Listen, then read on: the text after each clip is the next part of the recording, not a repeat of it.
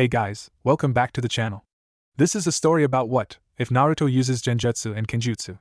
Before I start, please support for more amazing content, and do consider subscribing to my channel and share this video with your friends. This is written by and link in description and support writer. Let's start the video. Chapter 1, A Genjutsu Legend is Born. Yumino Iruka walked down the dusty streets of Konoha deep in thought. Yesterday had been graduation day for the academy, and his secretly favorite blonde knucklehead had finally passed. It was the way he had passed that was perplexing the academy teacher though. The scarred-faced man had sat in that room and felt the blonde mold his chakra like always, over the top and horrible as hell, believing even before the chakra smoke cleared he would fail him for the third time in a row. He, and the other teachers, had all been shocked into complete silence when they saw 10 perfect copies of the Jinchuriki grinning wildly. Though several Chunin sensei wanted to fail the blonde because he made more than 3 copies, it was Iruka's decision as the boys' homeroom class instructor, so he handed over a leaf Hittite and promised to take him for ramen to celebrate. After the meal, Iruka had gone to see the Hokage about Naruto's oddity. The elderly leader had already heard about it from several academy sensei actually. Apparently they wanted Naruto's Hittite taken on the grounds he must have cheated, though no one had any idea how exactly he could have done so. Several had actually suggested Iruka himself had probably helped the boy out of misplaced kindness and wanted him fired from the school. This had greatly upset the young sensei. However, he let it slide as he had more pressing questions. After explaining in detail exactly what he felt in that room, Sarutobi had asked him if he knew any genjutsu. Iruka hadn't seen what his abilities had to do with Naruto, but he explained that there were a few illusion techniques in his arsenal, though not many. The Hokage then instructed him to teach 1 or 2 to Naruto and see what would happen. The old man also gave Iruka a small scroll containing 3 ninjutsu he believed would suit the young Jinchuriki well. Now that the blonde was a ninja, several unfair rules and laws that affected his training negatively no longer applied. Anyone was free to teach anything they wished to the boy if the Hokage approved, since he was no longer technically a civilian. 1. Right now the brown-haired Chunin was making his way to the training grounds. There was still 1 week remaining until the teams were announced, and most kids were taking advantage of the free time to play, except a few. Of those few, dedicated was Naruto himself, who was right now down by the river working on katas. Iruka watched him from a distance, shaking his head. However became his jounin instructor would have to work with him greatly on taijutsu. Naruto! The teacher called to get the blonde's attention. The boy was in the middle of executing a sloppy spin kick and fell on his head surprised. Getting up with an annoyed pout while rubbing the bump on his noggin, the child glared at the laughing man. "What do you want, sensei?" Giving the boy a mock glare, Iruka said. "Hey, that's not the proper tone to use when addressing a superior genin. Plus cheer up, I'm here to teach you a few jutsu." At the magic word, Naruto's blue eyes widened excitedly. He began jumping up and down while asking in an overexcited babble. "Really? What? Does it explode? Please tell me it explodes. Oh, or is it a fire jutsu that makes Sasuke's look lame? Oh wait, a fire jutsu that explodes. Come on, tell me already." Iruka got fed up with the blonde's excited rambling and bonked him hard on the head. Naruto went face first into the ground but sprung back up like nothing happened. He sat cross-legged on the ground, still trembling with happy excitement, and gave Iruka his full attention. The Chunin studied the boy for a second to make sure he truly had his undivided attention before continuing. "The first thing I'm going to teach you, Naruto, is a C-ranked genjutsu." "What?" The blonde cut him off with an angry yell. He then proceeded to whine. "Why do I need to learn some stupid genjutsu, Iruka-sensei? I want an exploding fire jutsu." Growling, "Naruto!" the angry teacher yelled. "Genjutsu can be far more dangerous and deadlier than ninjutsu when used properly." Calming down, Iruka continued in a forced, placating voice after an idea struck him. "Now here's the deal, Naruto. I have a scroll with me from Lord Hokage containing 3 techniques he said would be perfect for you. I'm going to demonstrate 2 genjutsu to you, and if you give me an honest effort in learning them, I'll give you this scroll." Still not looking very enthused but resigned to the deal, Naruto grumbled out. "Fine. First things first, Naruto, mainly because I know you weren't paying attention in class when I went over this. I need to explain exactly what a genjutsu is." Iruka began in what many children had dubbed his lecture voice. Realizing he was going to get a long speech made Naruto almost cry. A genjutsu is any technique that attacks the mind of an opponent in some way or form. This attack can be to confuse, disorient, deceive, in some extreme cases kill, and so on. The 2 basic forms of genjutsu are illusion and commands. One needs a strong imagination, mental power of will, and the control over their chakra to effectively utilize genjutsu. For illusions, the standard clone jutsu we teach at the academy is the most basic example we can give. Simply a construct of empty air and chakra that everyone can see.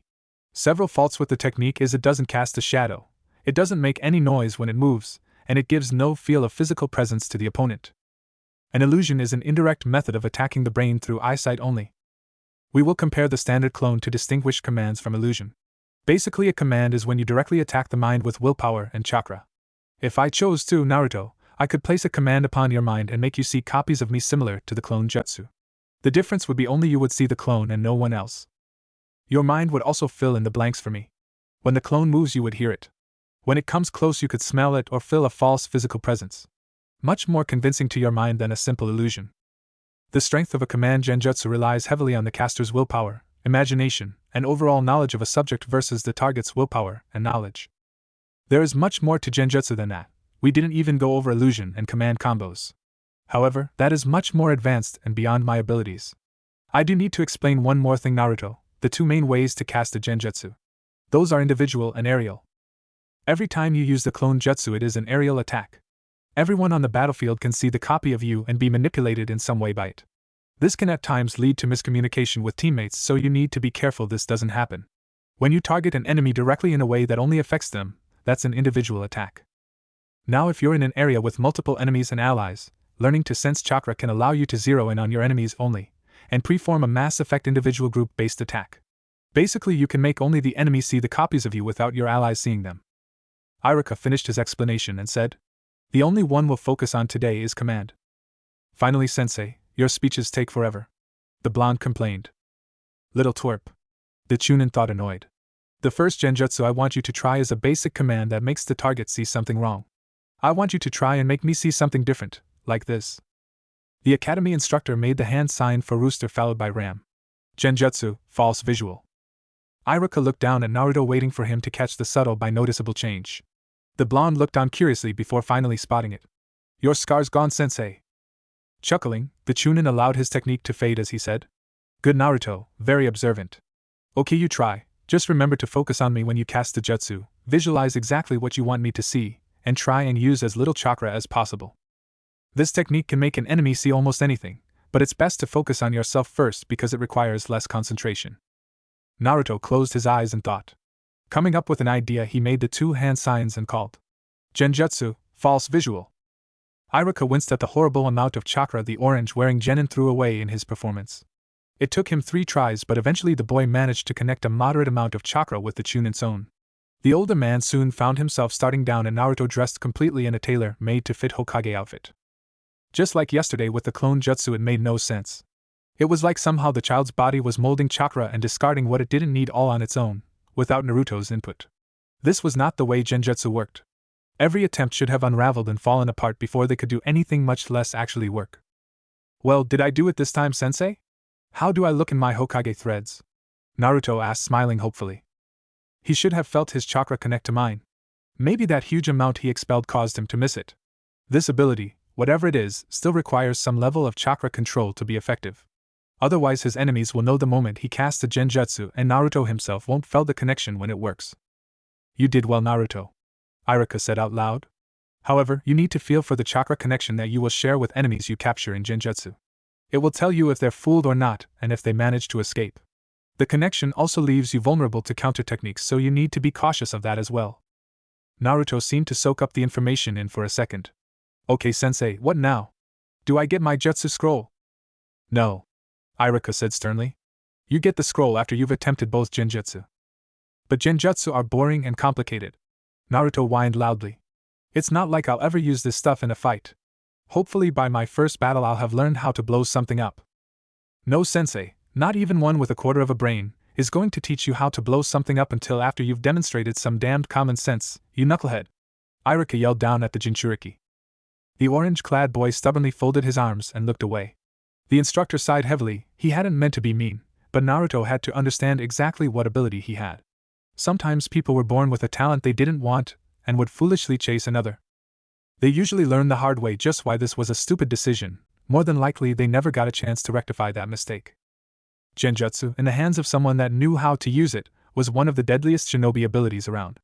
Iruka himself once watched a stone shinobi turn his most devastating jutsu on his own men because they appeared as the enemy. It had been the last mission he ever went on before joining the academy.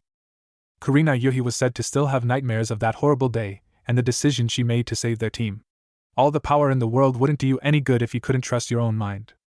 Deciding enough was enough, Irika quickly made 4 hand signs in quick succession and called out, "Genjutsu art, rolling world view." The landscape for Naruto changed drastically. The trees, river, and grass-covered ground began to move erratically like rolling ocean waves, and he was the boat bobbing on the green sea. The young boy began to feel queasy, like he was getting seasickness. It became too hard to stand on the shifting ground, so he fell on his butt. The orange-clad teen was on the verge of puking when everything stopped and went back to normal. Looking up at his sensei, still a little green, the Jinchuriki dizzily asked, "What the hell was that?" "The second genjutsu I want to teach you, which is called Rolling Worldview. The attack gives visual and mental effects to a target that brings on seasickness. Unlike false visual, the Rolling Worldview is a designer genjutsu, meaning the effects are set and can't be changed, but the degree of nauseating movement can," was the Chunin's reply. Irika waited for Naruto to stand back up and showed him the hand signs. As the boy began happily going through them, Irika explained, "Cast the jutsu on me, but try and keep your chakra calm. The truth is, you used enough energy in your 3 attempts to use false visual to power the technique close to 100. However, what Irika was trying to say was cut off by Naruto's exuberant cry. "Genjutsu art, rolling world view." If Irika had placed Naruto on a subtle rolling sea of land, the boy had placed him in a torrential hurricane. One moment he was standing on flat ground and the next on top of a hill looking down at the woods and river far below. Before that view could fully register, the man found himself at the bottom of several rolling hills that disappeared far into the sky. The world tilted right, left, up, and down, and poor Irika was powerless to stop it as he laid on the ground moaning, struggling to get a grip on his chakra to break free from the jutsu. With his sensei gripping the sides of his alarming green face and moaning, Naruto, who was at first proud he pulled the technique off on his first try, began to panic as it dawned on him he didn't know how to undo it. He quickly grabbed his instructor's tactical vest and began shacking him frantically. Irika sensei, snap out of it!" The Jinchuriki screamed, alarmed, as the man gave no response but a dry heave. "Actually remember something useful from the academy," the blonde recalled. "Sakura Haruno once explained to Ino Yamanaka that pain could break you out of a genjutsu." Shrugging, and having no other bright ideas, the Uzumaki cocked back his fist and let fly for Irika's nose. "Hokage's manner." Sarutobi sat at his desk waiting on 2 of his jounin subordinates. In front of him sat Irika Yumino with a busted nose stuffed with bloody tissue paper. The man arrived from the hospital an hour ago and hadn't said much except to confirm Naruto could use genjutsu regardless of chakra control. Hiruzen hadn't brought up his black eyes or busted nose since he didn't believe he could keep from laughing. Not much longer, Kurenai arrived with a disgruntled Hatake Kakashi. Both were dressed in traditional jounin dress, even though the copy ninja looked a little rough around the edges. Someone had placed him in a genjutsu that made him think he was extremely late, and the man had rushed in getting ready for the meeting. "Glad you could arrive in a respectable time frame," Sarutobi acknowledged, secretly giving Kurenai praise. "We have things to discuss regarding team placement." "Sir?" Kurenai asked, surprised. "I thought it was decided that I would lead a tracking team and Kakashi an assault team." The red-eyed woman didn't want to admit it, but she was worried. The tradition of putting the best and worst student together with the overall smartest didn't always work each year. It had to do with personal abilities, and if teamwork techniques were truly possible, other students may simply fit better together than others. This had caused a small debate because of Sakura Haruno and Hinata Hyuga. Sakura was noted to be a natural chakra controller by the academy. Truly, her small reserves did help in that matter, but it was also natural-born instinct and ability. It was recommended by several the girl be trained in genjutsu, as it was believed her superior intelligence and dominate will would allow the pinkette to go far in the field of illusion. This meant Kurenai would be the best sensei to pair with. The problem was Naruto Uzumaki and Sasuke Uchiha were the 2 most likely students to pair the young kunoichi with because of tradition. Both boys under Kurenai would not learn nearly as much as they would from someone like Kakashi, so some people had suggested switching teams for Hinata and Sakura. There were a couple of issues with that as well. Kurenai was to lead a tracking unit and Kakashi a heavy combat unit. Sakura had no real ability for tracking, judging by her academy performance. Hinata, however, would work well with either unit because of her Byakugan.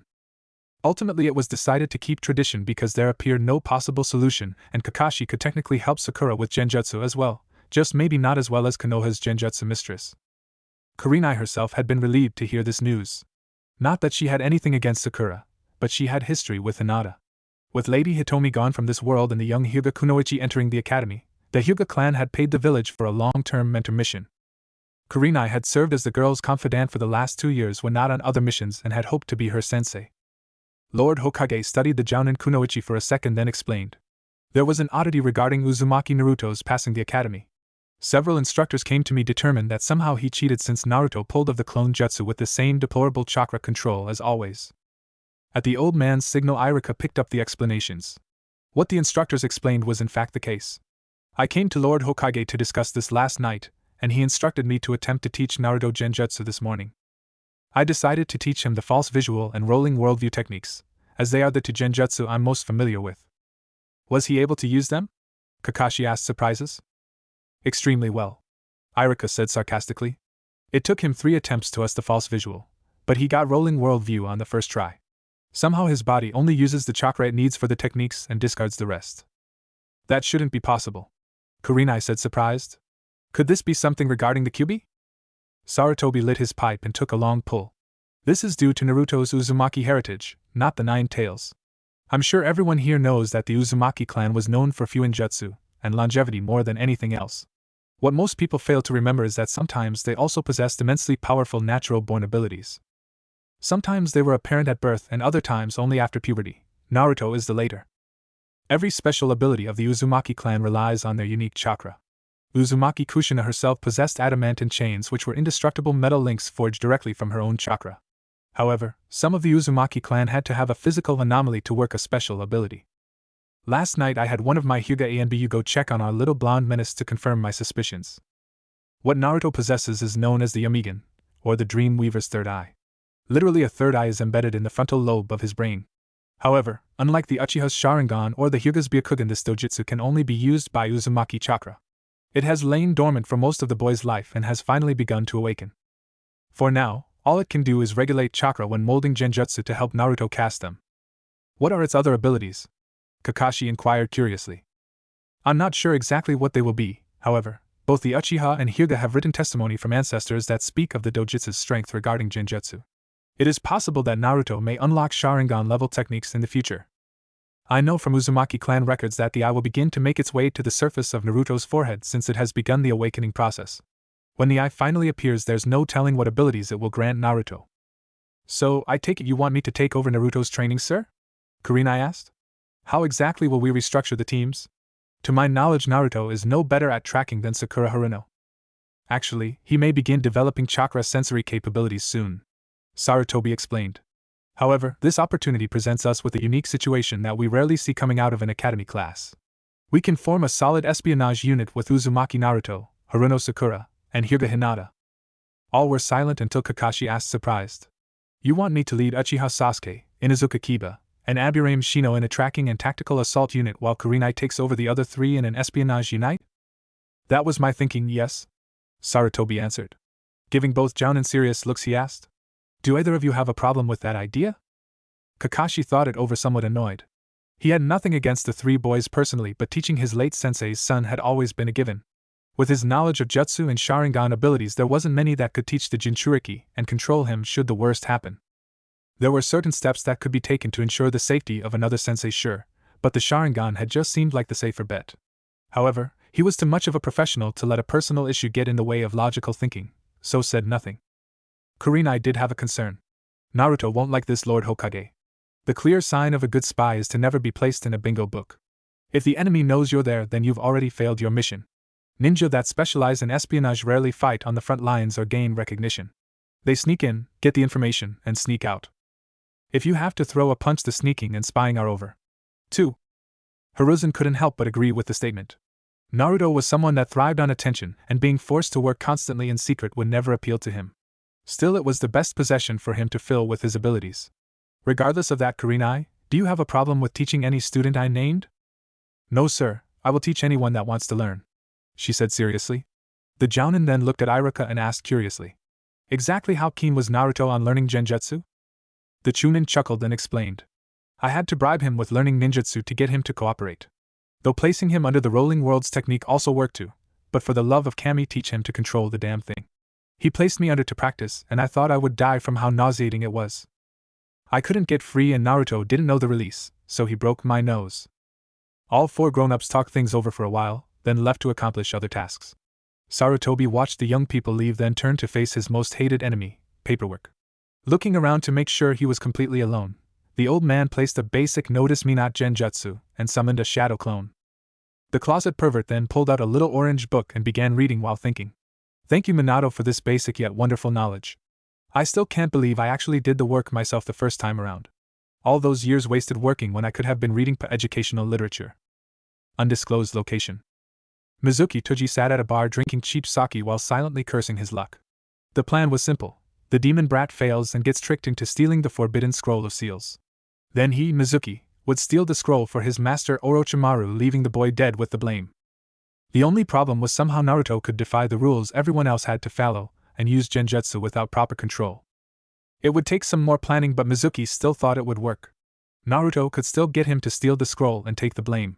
All he had to do was figure out a different lie and dangle something else in front of the fool that he wanted. Graduating was out as he did that on his own, but maybe some kind of special recognition would work. The child was a sucker for praise. Chapter 2: The Treacherous Chunin. I own nothing. Uzumaki Naruto happily walked down the road to his training area. It had been 5 days since Iruka-sensei had shown him the 2 Genjutsu and gave him the ninjutsu scroll from Old Man Hokage. So far his progress was good. He had learned the 3 ninjutsu to some degree and had improved the false visual jutsu. He hadn't really found any way to safely practice the rolling worldview jutsu to do anything with it though. Thinking back on the last few days brought a happy smile to the blonde's face. The day after he had trained with Iruka was the photo registration. Natural, the old man had no appreciation for someone's difficult thought-out artwork and he was forced to retake his photo. However, while he was talking with the Hokage, Konohamaru, the old man's bratty grandson, had tried to launch a surprise attack against his grandfather. The idiot brat had tripped over his own scarf and fallen flat on his little kid face while still holding the kunai. Of course it hadn't ended there. The helmet-wearing brat had jumped up and accused Naruto himself of tripping him. Not one to take false accusations lightly, the blonde genin had grabbed the little punk by the front of his shirt, getting in his face.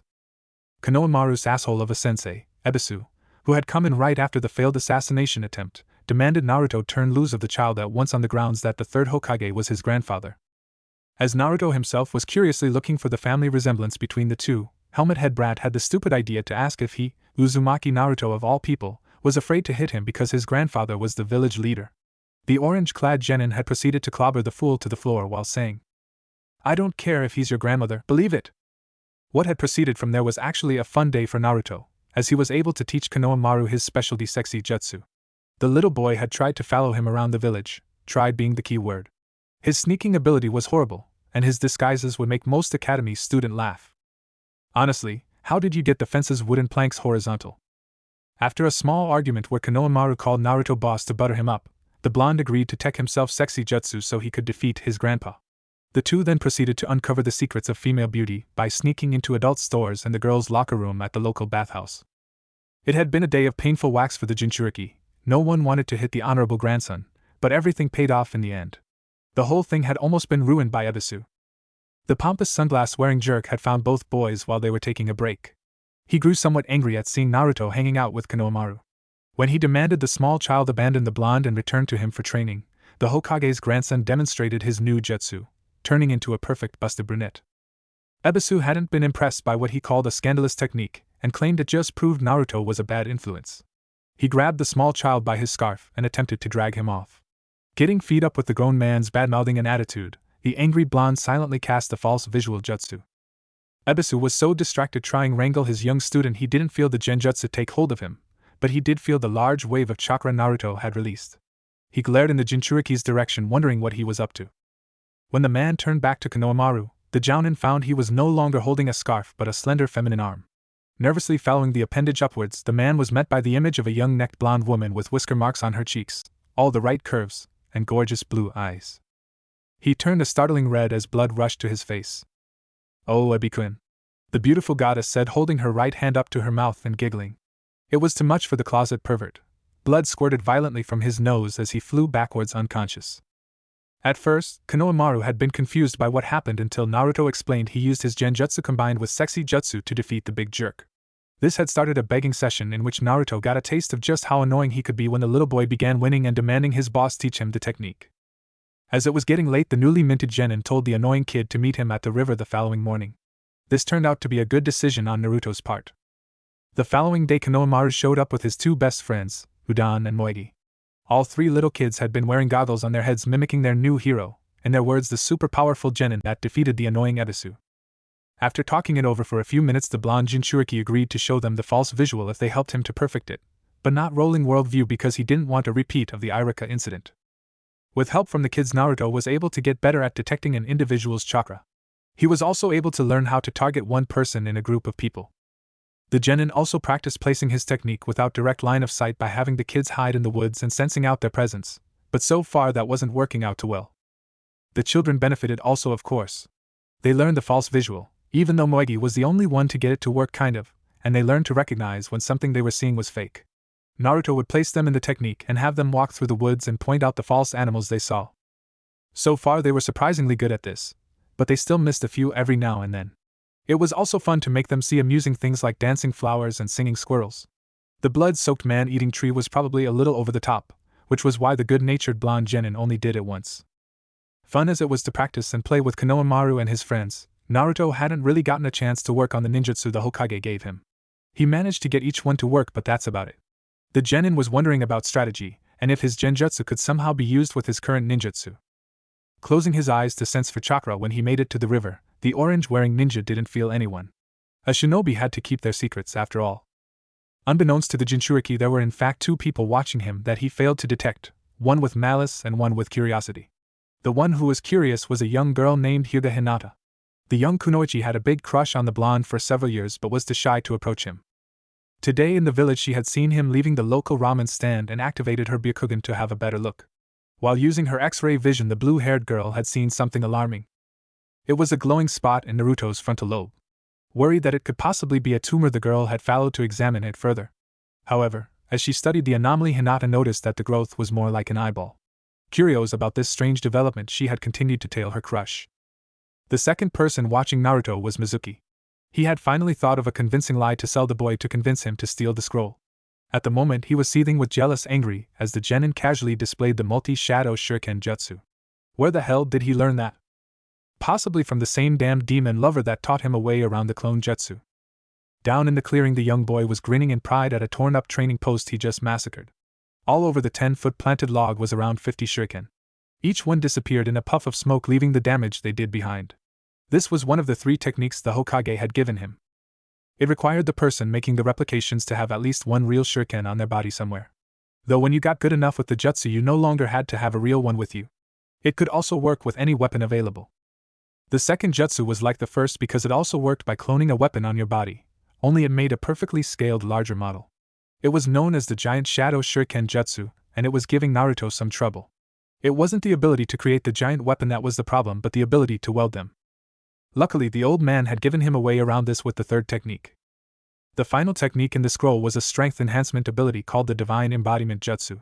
It worked by molding chakra directly to your muscles and increasing their density.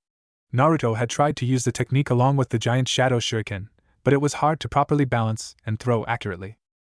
However, if there was one thing Uzumaki Naruto was, it was stubborn, and today he was determined to get some level of proficiency.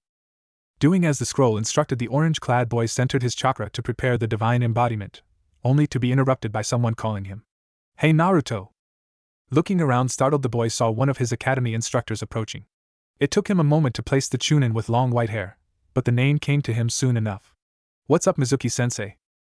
The older man had a disarming smile on his face as he said, "I was hoping to talk to you about your performance in the graduation exam." Naruto wasn't trying to be rude, but he really wanted to work on his jutsu in peace. So, he tried to make the guy leave. "If you have a question, I'm sure Irika-sensei can answer it." "Oh, no, that's not it at all," Mizuki said, doing his best to keep his patience.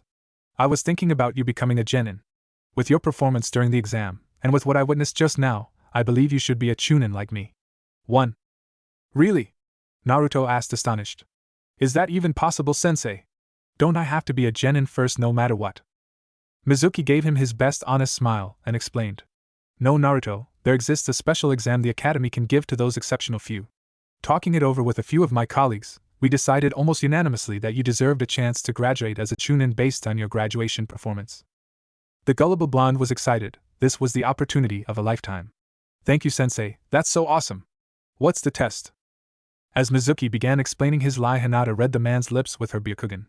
Admittedly, she didn't know everything about the village and its military practices, but the little heiress had never heard of an academy student being promoted to chunin right out the door. Plus, she was also aware of the animosity most people had for the orange-loving boy, an animosity Mizuki shared in.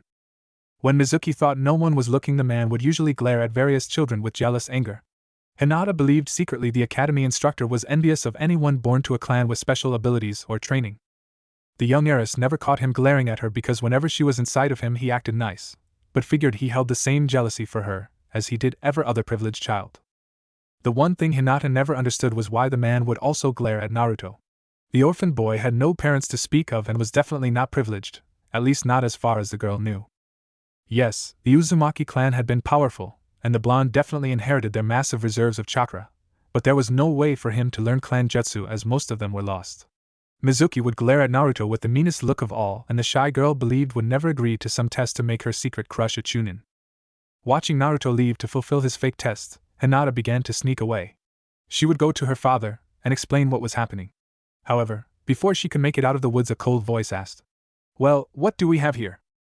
Turning around terrified, the little heiress saw her evil sensei glaring down at her, for once not bothering to smile. It was the first time Hinata had ever seen him look at her with hatred. Later that night, Naruto happily jumped from tree branch to tree branch heading for the old shack Mizuki told him about. He wanted to get there quickly and learn a technique before his sensei came to get the scroll back. Stealing the large roll of paper had actually been easier than he thought it would be. Everyone was out busy with a village emergency or something. He wasn't sure what it was but didn't let it bother him. Old man Hokage's A and B were the best and would have whatever it was handled soon. The aspiring Genjutsu user landed in the clearing next to the shack excitedly. Looking around, he didn't see Mizuki and figured the man was running late. Happy for this outcome, the genin opened the forbidden scroll of sealing and had a look at the first listed technique. Shadow Clone Jutsu, used to make solid copies of the user. The boy read out loud. Thinking it over for a second, it dawned on Naruto exactly what that meant. Awesome, I can have an army of me. Couple hours later. A terrified Hinata Hyuga was being carried under the left arm of Mizuki as they made their way to the trader's designated meeting spot. After the man caught her spying, he had tied and gagged the young kunoichi to keep her quiet. The chunin had been furious with her and ranted about how she disrupted his carefully made plan. Naruto was supposed to steal the forbidden scroll of sealing and give it to him, then he, Mizuki, would sneak away unseen while everyone else continued to look for the dead and disposed of Genin's body. Now the village would be on high alert thanks to the missing Hyuga heiress. The cruel man hadn't ended his rant there though. Mizuki dug the metaphoric kunai even deeper into Hinata's heart by saying he knew exactly what the blonde meant to her, and that he would love to grant the girl one more time to see her secret crush before taking the heiress far away forever. Hinata would be able to watch Naruto die. The indigo-haired girl's terror was not for herself but Naruto. Realistically, the search teams Mizuki had been forced to evade all day would begin looking further away from the village when they failed to find Hinata close by. The trader would have to sneak past teams that were actively looking for the little Hyuga kunoichi. That meant the girl herself had a good chance of being rescued, but no one was going to be there to save the orange-loving genin. Watch closely, Lady Hinata, I'd hate for you to miss it, Mizuki said coldly. Thanks to you I don't even have time to taunt or goad the fool, just slit his throat, grab the scroll, and hightail it out of here. Activating her Byakugan, the girl saw Naruto casually leaning against an old shack with a large scroll next to him. The boy was blissfully unaware of the danger that was fast approaching. Tears fell from Hinata's eyes as Mizuki quickly rushed in and cut her secret crush's throat with a kunai. However, both herself and Mizuki were shocked when the Naruto in front of them vanished in a puff of smoke. What? Was all the shocked Mizuki could say. The large scroll puffed away in a cloud of smoke to reveal a second shocked Naruto. The boy explained in a confused way. Ah, surprise, sensei?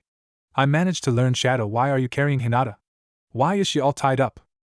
The heiress could see the alarm bells ringing in the blonde's eyes, but his confused face remained. Hinata tried to give out a muffled warning as Mizuki quickly grabbed the boy by his shirt. Giving one of the meanest looks, the man said with a snarl. I don't have time for your games, brat. Give me the scroll of sealing now or Hinata dies. To emphasize just how serious he was, Mizuki hammered the boy hard into the side of the shack. However, this Naruto also vanished in a puff of smoke. Hinata quickly extended her sight to see that the whole clearing was surrounded by dozens of Naruto clones. Each one as solid as an actual body, not the illusion they were taught in the academy. For the first time since Mizuki snatched her, the girl began to have hope. The heiress also noticed each copy had that weird third eye and it appeared to be activating. The girl recalled lessons from instructors that explained some Kekkei Genkai had a reflex activation to intense situations. Taking a close look at the nearest Naruto's third eye, she saw it full appearance. The iris looked like it was filled with a slow burning gold and orange flame. The colors reminded Hinata of sunset. There was also no pupil, just 4 tomo going around the edge similar to pictures she had seen of the Uchiha's Sharingan. Mizuki's anger was growing. Come out now, you damn demon, or I'll kill the stupid girl, I swear. Give me the scroll and you can both leave here alive. Hinata tried to give out a muffled warning, trying to tell Naruto the man was lying. She wanted him to run away and get help. Mizuki had a reason to keep her alive but not her secret crush. However, the heiress's hopes of the genin retreating plummeted as she saw the Naruto closest to the real scroll make hand signs. Hinata noticed the fireball-like eye begin to emit a small amount of purple chakra. When Naruto unleashed an alarming amount of energy, the third eye released a purple pulse behind it.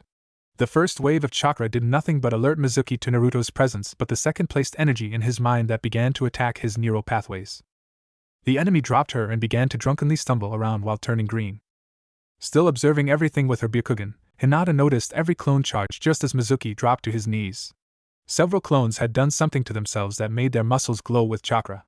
However, before she could make sense of what was happening, one of the Naruto clones picked her up bridal style and retreated to the woods. As they landed by the scroll of ceiling, Hinata realized this was no fake but the real Naruto. Quickly removing the gauge, the boy asked urgently, "Hinata, what the hell is going on? Why are you here and why is Mizuki-sensei trying to kill us? This was supposed to be my secret Chunin exam." There were so many questions running through Hinata's mind right now. What exactly was that third eye and how did it work? How had Naruto Uzumaki, arguably the student in their class with the most chakra but also the worst control, managed to place an advanced genjutsu on their traitorous Chunin instructor? How the hell had she gone all these years without talking to the boy she admired more than anyone, something she planned on rectifying if they both made it out of this mess alive? However, she figured the life-threatening situation they were in took greater precedence, so she decided to save her questions until later.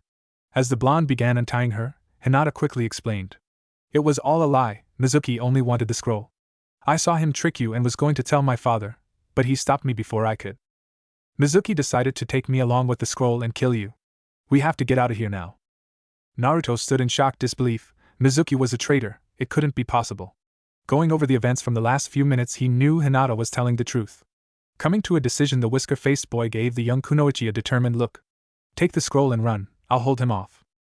"No," Hinata said, shocked at the suggestion. "We go together or not at all." "Look, we don't have time to argue," Naruto explained urgently. "Mizuki broke my genjutsu and has almost defeated my clones. I wish more had thought to use the divine embodiment while attacking, but they didn't all think of it." Activating her Byakugan, Hinata saw that Naruto was correct. She asked him, shocked, "How did you know?" "My shadow clones," Naruto answered. "When one puffs away, I get their knowledge. So, I have an idea of what's going on back there in the clearing." Hinata noticed two things next. When the last clone was destroyed, the eye in Naruto's brain turned to look in the clearing's direction, and Mizuki, a little bruised and bloody with a black eye and busted lip, was heading right for them. "Shit, that bastard is heading right for us," Naruto said angrily. "I can sense his chakra moving this way. We need to hide." Naruto slung the scroll strap over his shoulders and grabbed Hinata around the waist while leaping down to the forest floor. Quickly going through hand signs, the boy whispered, "Genjutsu art, false visual." Hinata watched the third eye once more unleash a small pulse of purple chakra as Naruto himself unleashed another massive wave. The purple pulse stayed in a dome around them while the large pulse went out as far as the girl's Byakugan could see. The Hyuga noticed her blonde secret crush had placed them inside a genjutsu to hide, the image of a boulder. However, their evil sensei knew the general location of where they were at now thanks to the large pulse. The heiress watched Naruto's third eye track Mizuki as he came closer. Can he somehow see out of that thing? She wondered. The Chunin landed on the branch the kids had just leapt from and looked around frustratedly. Hinata noticed Naruto mouthing, "Please don't find us, please don't find us," repeatedly. The fireball-like eye began to send out a continuous purple chakra that reinforced the illusion that surrounded them. The young kunoichi was astonished when she realized what was happening. "Whatever that eye is doing, it keeps Mizuki from sensing our location and possible from hearing us as well." "Come out, you damned demon!" Mizuki yelled in anger. "What, do you think if you act like some kind of hero this village would ever accept you or forgive the blood you spilt? Do you?" At the white-haired man's words, Naruto stopped chanting. He focused more on the Chunin as the enemy continued. "Do you know why they hate you, brat? It's because 13 years on the day you were born, the nine-tailed fox spirit, the very one that killed Irika's parents, attacked our village. The fourth gave his life to defeat it, but unlike what you and everyone else were told, Minato Namikaze couldn't actually kill it. He imprisoned the monster inside of you, making you the new demon fox. The only reason you, And that little pale-eyed bitch hiding with you never knew the truth was because the third Hokage passed a law forbidding anyone from talking about it with anyone that didn't already know. Hinata stared at Naruto in stunned disbelief. It all made horrible sense. All the mean looks, the glares, the name-calling, some people even calling him demon when they thought no one could hear, it all fit with what Mizuki was saying. Naruto was thinking the same thing as Hinata. Unfortunately, because his brain was stunned, the Yamigan was no longer responding to his desire to hide. With a triumphant sneer, Mizuki hurled one of the 2 giant shuriken from his back directly at the hidden children. The boulder faded from existence as Hinata grabbed the Jinchuriki and leaped away, the weapon missing them by a hair. The Chunin jumped down to corner his prey. Grinning menacingly at the children, he said happily, "Well, looks like this game is over. It's been fun, but I really must be going now. Hand over the scroll and the little heiress monster, and I'll kill you quickly." Naruto was still too stunned to say anything. Mizuki grew tired of waiting and grabbed his second giant shuriken. Using his chakra to give it a violent spine, he threw it as hard as possible for the boy's neck. "Die, demon!" Hinata saw the danger her beloved friend was in. With a grace and agility far superior to any of her classmates, the Hyuga barrel rolled over the flying weapon, grabbed the middle ring, and gave it a strong enough jerk with her small body to change the trajectory somewhere to the left of Naruto. She then landed gracefully in a juken stance, and gave Mizuki a hard glare of her own. "You're wrong, sensei, you are the demon, not Naruto," she said to the traitor angrily. "Uzumaki Naruto is a good, sweet, and kind person that tries his hardest at everything he does. You are a monster that lies to children to trick them into doing your bidding. You would gladly sell out your home village for money and power, while Naruto would gladly lay his life down to protect it if need be. So, you tell me who is the demon here, sensei?"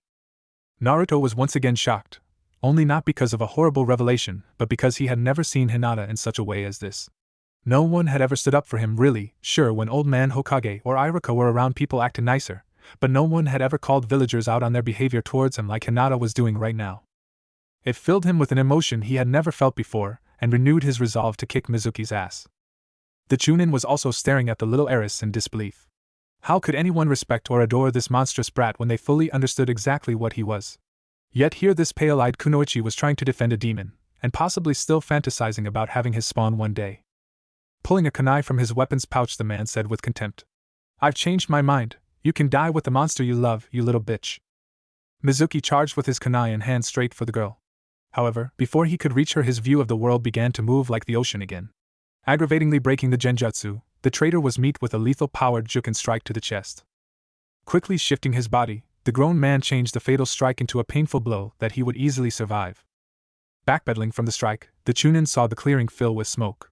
When it cleared, he was met by an annoying sight. Naruto had filled the entire area with shadow clones. "This means nothing, you little brat," he yelled angrily. 1,000 times 0 is still 0. You're barely genin taking on a Chunin. How do you honestly think this fight ends? The experienced shinobi quickly centered himself as the throng of orange-loving fools closed in.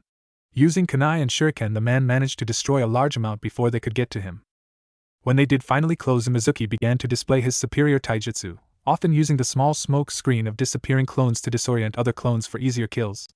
Hinata tried to attack with Juken several times, using the clones as cover, and managed to disable the man's left leg once. However, seeing the girl try for his right leg proved her downfall, as the man ruthlessly broke the outstretched arm by stomping it with his foot. Screaming in pain, Hinata quickly retreated as Mizuki finished off the last few clones. The moment the last clone faded, Mizuki felt an attack coming from Naruto's direction. He quickly jumped as a hail of close to 100 shadow shurikens swarmed the area he had been standing. Looking down from the tree branch he was glued underneath, the Chunin gave his enemy a cocky grin. "Tenacious little bastard, aren't you?" The evil man dropped down gracefully to stand before the 2 genin. Naruto was standing protectively in front of Hinata, who held the prized village scroll. The young girl was on the verge of passing out from the pain she was in, and the boy looked exhausted himself. He had never used this much chakra in one go before and was throwing away far more power than he utilized in his attacks. Scoffing, Mizuki asked, "You can't possibly think you can still win, fool. You and that brat behind you are going to die tonight, it's inevitable." Naruto, not really knowing anything to say, just began gathering his chakra. With a war cry, the boy's chakra flooded his body once again. Quickly making hand signs, the kid cried, "Ninja art, divine embodiment jutsu." Fuck. Mizuki thought as he began dodging wild punches and kicks that had enough force to knock over trees. The genin was putting everything he had into one final gamble to save himself and his friend, but it wasn't enough. While at the moment being superior to the Chunin physically, the boy couldn't overcome the white-haired man's combat experience and speed. The former academy instructor turned killing blows into glancing hits while simply waiting out the jutsu's clock. Finally, Mizuki sensed the jutsu end as Naruto tried to connect an off-balanced right-hand haymaker. The traitor grabbed the boy's outstretched forearm and broke it with a sharp chakra-enhanced squeeze. He twisted the whole arm clockwise, breaking the elbow, and then for good measure drove his own reinforced elbow into the would-be hero's right side collarbone, shattering it to pieces. The Chunin then dropped to a knee and forced the boy to mimic him. At the moment, the Chunin could have easily killed both genin and flee with the forbidden scroll of sealing, but the cruel man wanted both children to suffer for the trouble they put him through. The black eye and busted lip Naruto gave him when he used rolling worldview with shadow clones to rescue Hinata during the start of the fight, and the juken blows the girl landed that still hurt like hell. Giving the trembling heiress a cold look, he said in a menacing growl, "Bring me the scroll or watch him die slowly." Hinata activated her Byakugan, desperately hoping to find something that could save her and the boy she loved. However, as she peered around, her heart fell when she realized they were completely alone and without options. Naruto seemed to come to the same conclusion as the girl. "Hinata," he weakly called. The fire, which represented his third eye's awakened power, was flickering like a dying candle in the Byakugan's sight. "Hinata, leave the scroll and run. Save yourself, please." The poor girl's heart skipped a beat with fear when it dawned on her just what the blonde was asking. "I will not leave you here to die, Naruto. I love you. I've loved you for years. There must be a way to win. There just has to be. Don't make me abandon you, please." Mizuki began to laugh while Naruto's anger grew. No one had ever said such words to him before, and the bastard Chunin had the gall to mock the girl. His resolve to win returned as a suicidal plan formed. "I have a few paper bombs in my leg holster. If I can reach them with my left hand, I can take this asshole with me." Even as the thought crossed his mind, Naruto knew it couldn't work. He had worn out his muscles when he used that overpowered divine embodiment, and couldn't move. There had been a warning the Hokage written in the scroll Irika gave him. His holster was on his right leg, and there was no hope of reaching it with his left hand. As the hopelessness of the situation grew, so did the Jinchuriki's desire to kill the enemy. There has to be a way to take this bastard out. Hinata watched through her Byakugan as a new development occurred. The third eye's gentle flame, which had been flickering as Naruto struggled to remain conscious, had begun to rage like a bonfire. Watching closely, the girl noticed a small but dense amount of purple chakra leave the eye and travel through the Uzumaki's chakra network. It entered Mizuki's body at the points where they touched and quickly traveled to his brain. Once more the purple energy laid siege to the man's neural pathways, just like before when Naruto rescued her in the shack clearing, only much more intense and violent. Mizuki went from glaring at Hyuga Hinata while holding Uzumaki Naruto down, to floating in a vast empty void of darkness. He couldn't tell what was up and what was down. It was the most unnerving experiences of the Chunin's life. "Hello?" he called, terrified. Realizing this had to be a genjutsu, the man tried to call up his chakra to break it, only he couldn't feel his chakra at all. It was like he had no chakra network to speak of. Getting scared even more but trying not to show it, Mizuki angrily shouted out, "Show yourself, brat. I know this is you, Naruto. Somehow, someway, I know this is you." In the distance a small light suddenly appeared. The Chunin looked towards it, hoping to find some way out of this illusion. His hope turned to terror as the light became more defined. It was a giant angry eye made of fire with 4 tomos spiraling around the edges, and it was heading straight for him, growing even bigger as it approached. Soon it appeared larger than the whole Leaf Village. Unable to do anything else, the white-haired man screamed as the enraged eye finally engulfed him. Mizuki watched in horror and pain as his skin melted and cracked away, revealing a glowing white outline of himself underneath. The pain was like anything he had ever experienced, or would ever again. Soon all his skin was gone, and the glowing white outline of the man melted into the Yumigan's angry flames. In the real world, Hinata watched as the man's mind shut down and died. She watched relieved and ashamed as the man fell over dead. Naruto had passed out before even knowing what he had done and fell face first into the forest loam. The young heiress used the last ounce of her strength to pull the scroll over to the blonde hero. Slowly she sat down next to him and laid her head upon his good shoulder, passing out herself with a smile on her lovely face. There they remained unmoving till the ANBU found them at sunrise. Story begins. Hiruzen Sarutobi stood in the ANBU examination room watching the autopsy of Chunin Mizuki Toji finish up. Not at first was the fact that ninja had died in an attempt to betray the Hidden Leaf Village. However, one first, definitely not something the third could say after such a long life, was the fact 2 young and inexperienced genin apparently had been the ones to stop him. The major problem was the fact one of the genin's level of involvement with the traitor was being questioned. It was a true fact Naruto Uzumaki had stolen the forbidden scroll of sealing. This was apparent by the fact his chakra was detected as the catalyst for an aerial-based false visual jutsu that made anyone who entered the scroll room see the sacred artifact still in its case. However, the way in which Mizuki was killed suggested that the Jinchuriki took him out, as there weren't many people capable of killing with Genjutsu.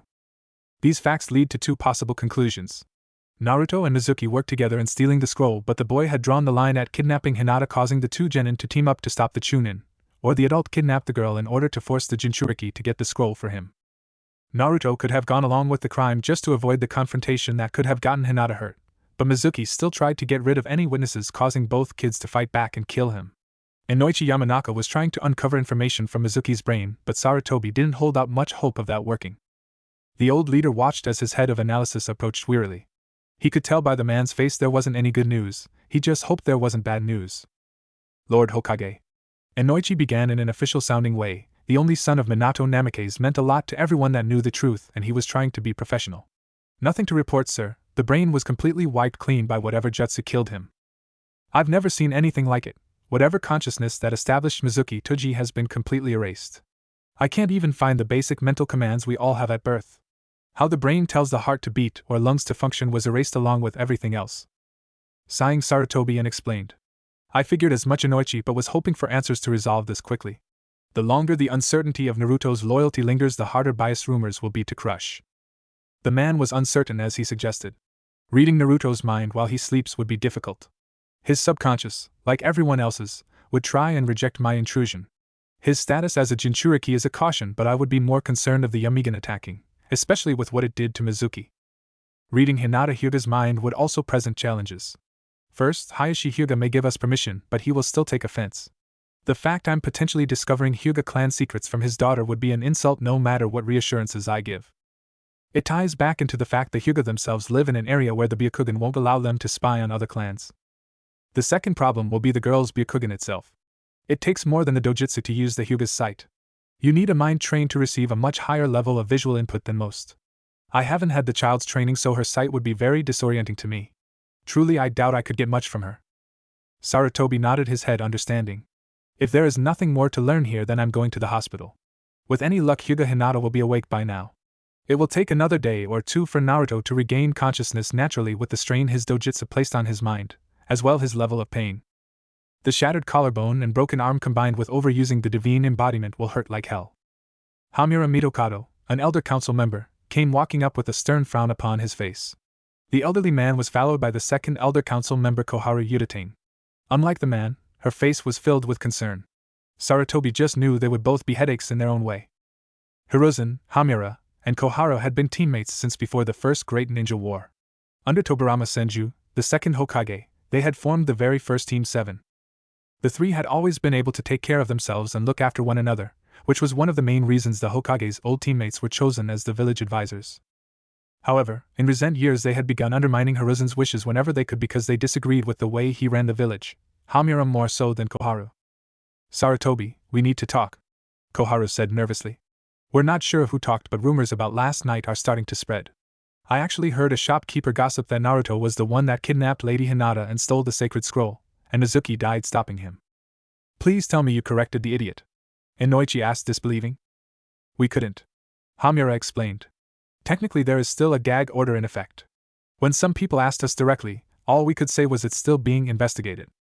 Groaning, Sarutobi looked to the elders and said, Come on, let's get to the hospital. With any luck we can get Hinata Hyuga's statement. Hospital.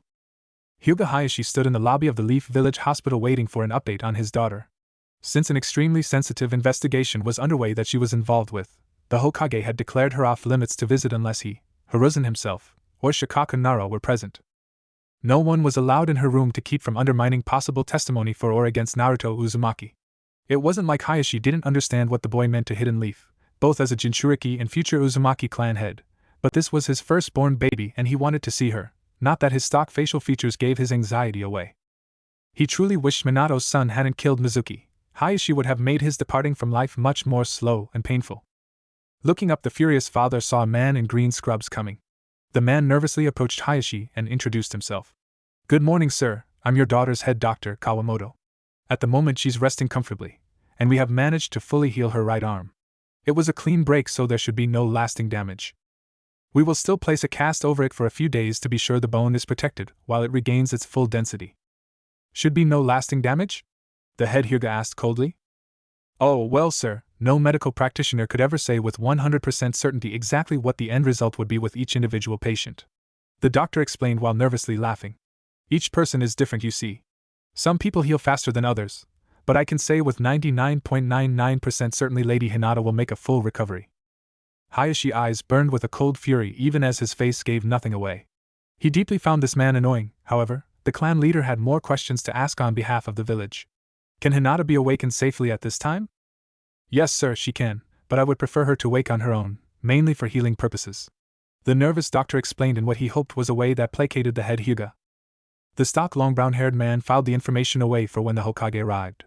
He would prefer to let his baby sleep until she woke on her own too, but an innocent boy's life hung on what she had to say. Hayashi didn't believe for one second that Naruto was guilty of anything except being himself, whatever that may mean to the circumstances surrounding this incident. Unfortunately, there were many others that hoped this altercation was somehow the result of Uzumaki's malicious intent. They wanted an excuse to exile or kill him. Thinking of the blonde boy, Hayashi asked the doctor, "How is Naruto Uzumaki faring?" Kawamoto had a confused look on his face. "The dem boy, sir?" The Hyuga's stone face returned as he said coldly, not missing the fool's slip. "Yes, the young man that saved my daughter from a kidnapper. How is he faring?" Gulping, the doctor was quick to assure the angry man. "He will be fine, sir. His heritage and a status will see to it.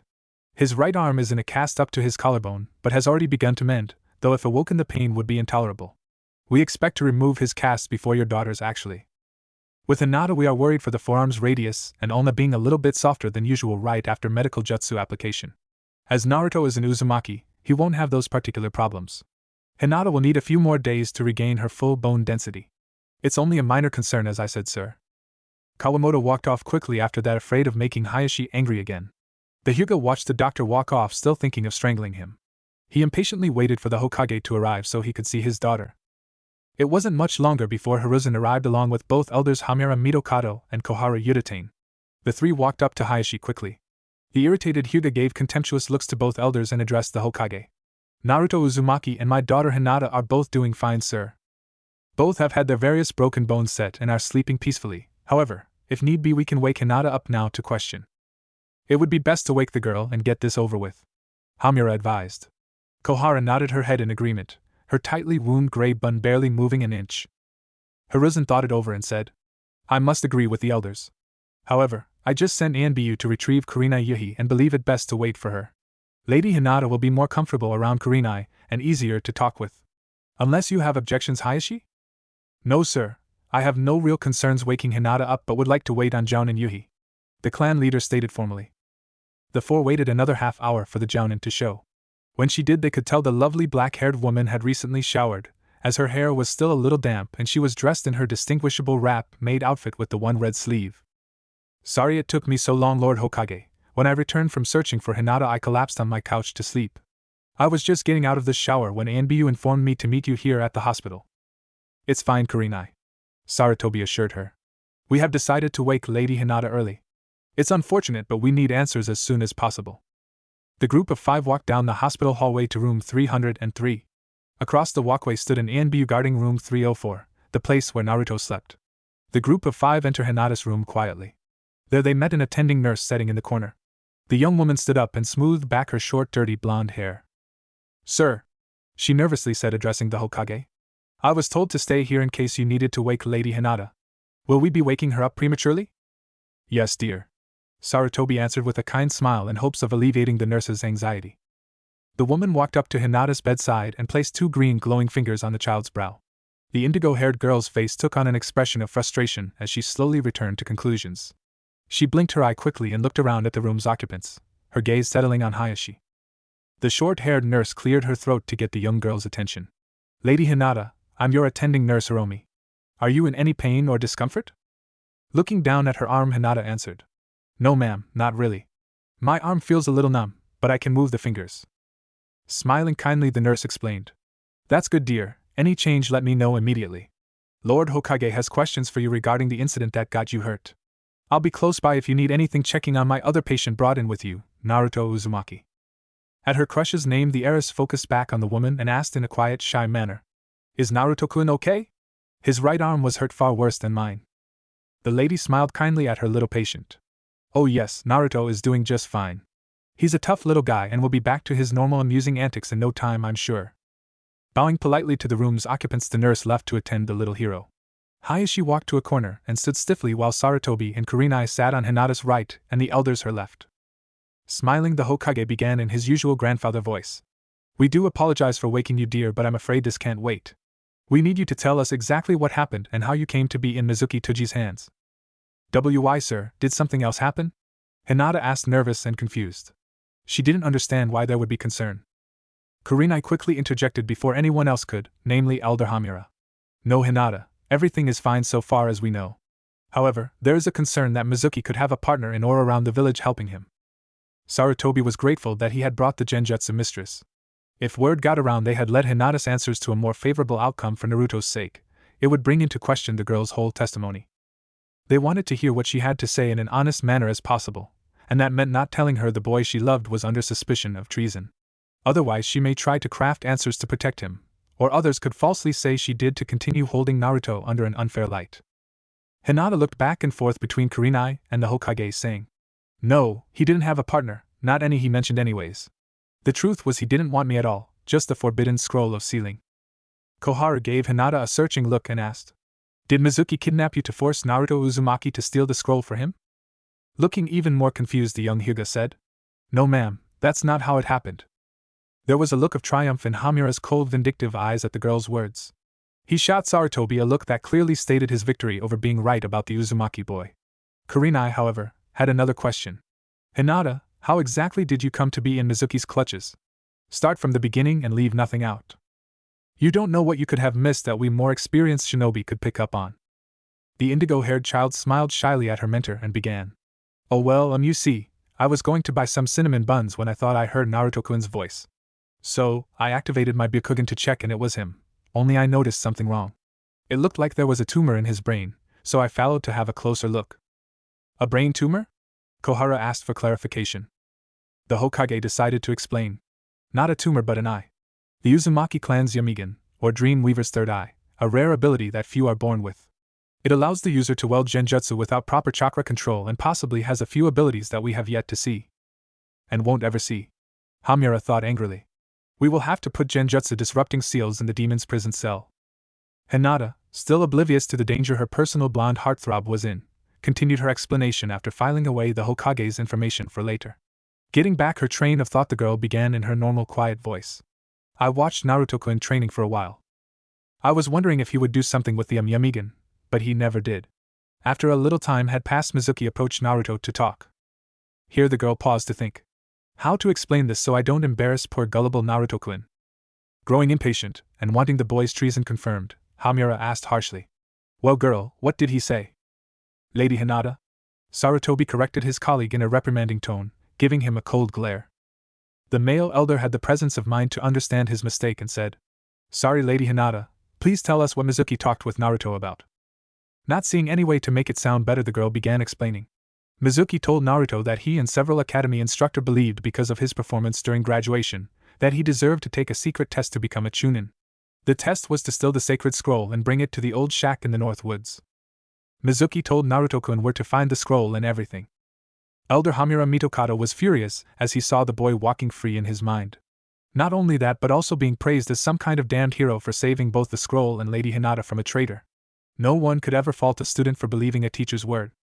Without that trust, the whole system of shinobi training would crumble like a flimsy house of cards, which made Mizuki an even more deplorable ass for twisting it for his own agenda. Despite the absurdity of such a test existing, it wasn't beyond the realm of possibility, especially during times of war. Hiruzen was shaking his head at the gullibility of the village's blonde menace. Looking at Hinata, the old man asked, What did you do next, dear? I'm assuming Mizuki kidnapped you to prevent anyone from finding out what was happening. Yes, sir.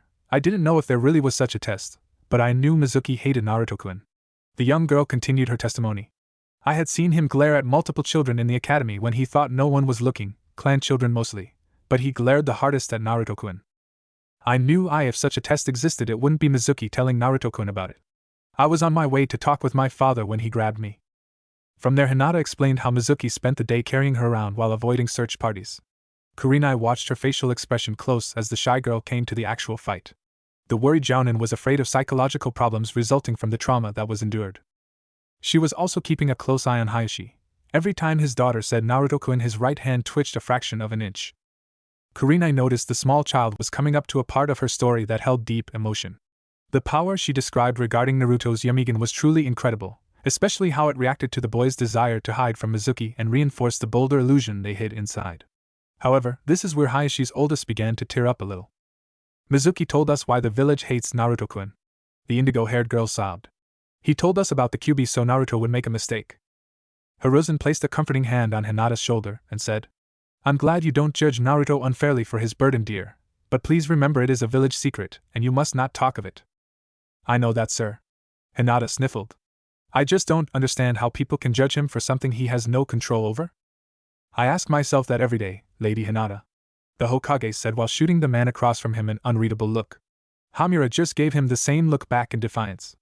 Koharu got fed up with both her old stupid teammates and asked the young Kunoichi to kindly continue her story. It took Hinata a moment to gather her thoughts, but eventually she described the harrowing battle between two genin and a traitor. The bastard Mizuki had been cruel in his tactical execution of combat skill and jutsu. Eventually the heiress came around to Naruto being pinned down by his broken arm while she herself was too badly injured to help. However, once more the girl paused her story to think. Kurenai tried to read the girl to determine what the problem was exactly. Did she not want to say it was Naruto that killed Mizuki, or was there something else going on? The Jounin decided the only way to get the truth was to ask. Hinata, we all know that Naruto killed Mizuki using a genjutsu. We don't know exactly what it was nor what triggered it. If you saw anything that could help, we need to know to better help Naruto master this power. He was beaten and broken, but something still gave him the mental fortitude, and well, to kill Mizuki with only a thought. What was it? The girl began to turn bright red as nervous sweat began to trickle down her face. Everyone watched as Hinata tried to open her mouth and talk, but only a squeak came out. It slowly began to dawn on Kurenai just what the girl said to Naruto to drive him forth to victory. Judging by the twitching fingers on Hayashi's right hand, he was getting it as well. Hell no! The Hyuga clan head thought angrily to himself. No way in hell did my daughter say what I think she said. She's much too young to be dating some blonde-haired, blue-eyed boy with only one thought in his little brain. Hamura, growing frustrated with the heiress, said forcefully. Lady Hinata, please, we need to know. Oh, you old fool, really? Koharu cut him off exasperatedly. It's obvious what happened, you idiot. She gave Naruto a battlefield confession. Kurenai was trying really hard not to laugh as Hinata gave a sharp eep and ducked under the covers. Battlefield confessions were like a deathbed confession. The only real difference was you had a chance to survive the battle after confessing. Many young lovers had started out this way, and many popular love novels started with them as well, so they were a popular topic amongst both young and old kunoichi. Thinking to herself, Kurenai began going down the list. Let's see, there's Lord Hokage and his wife Biwako.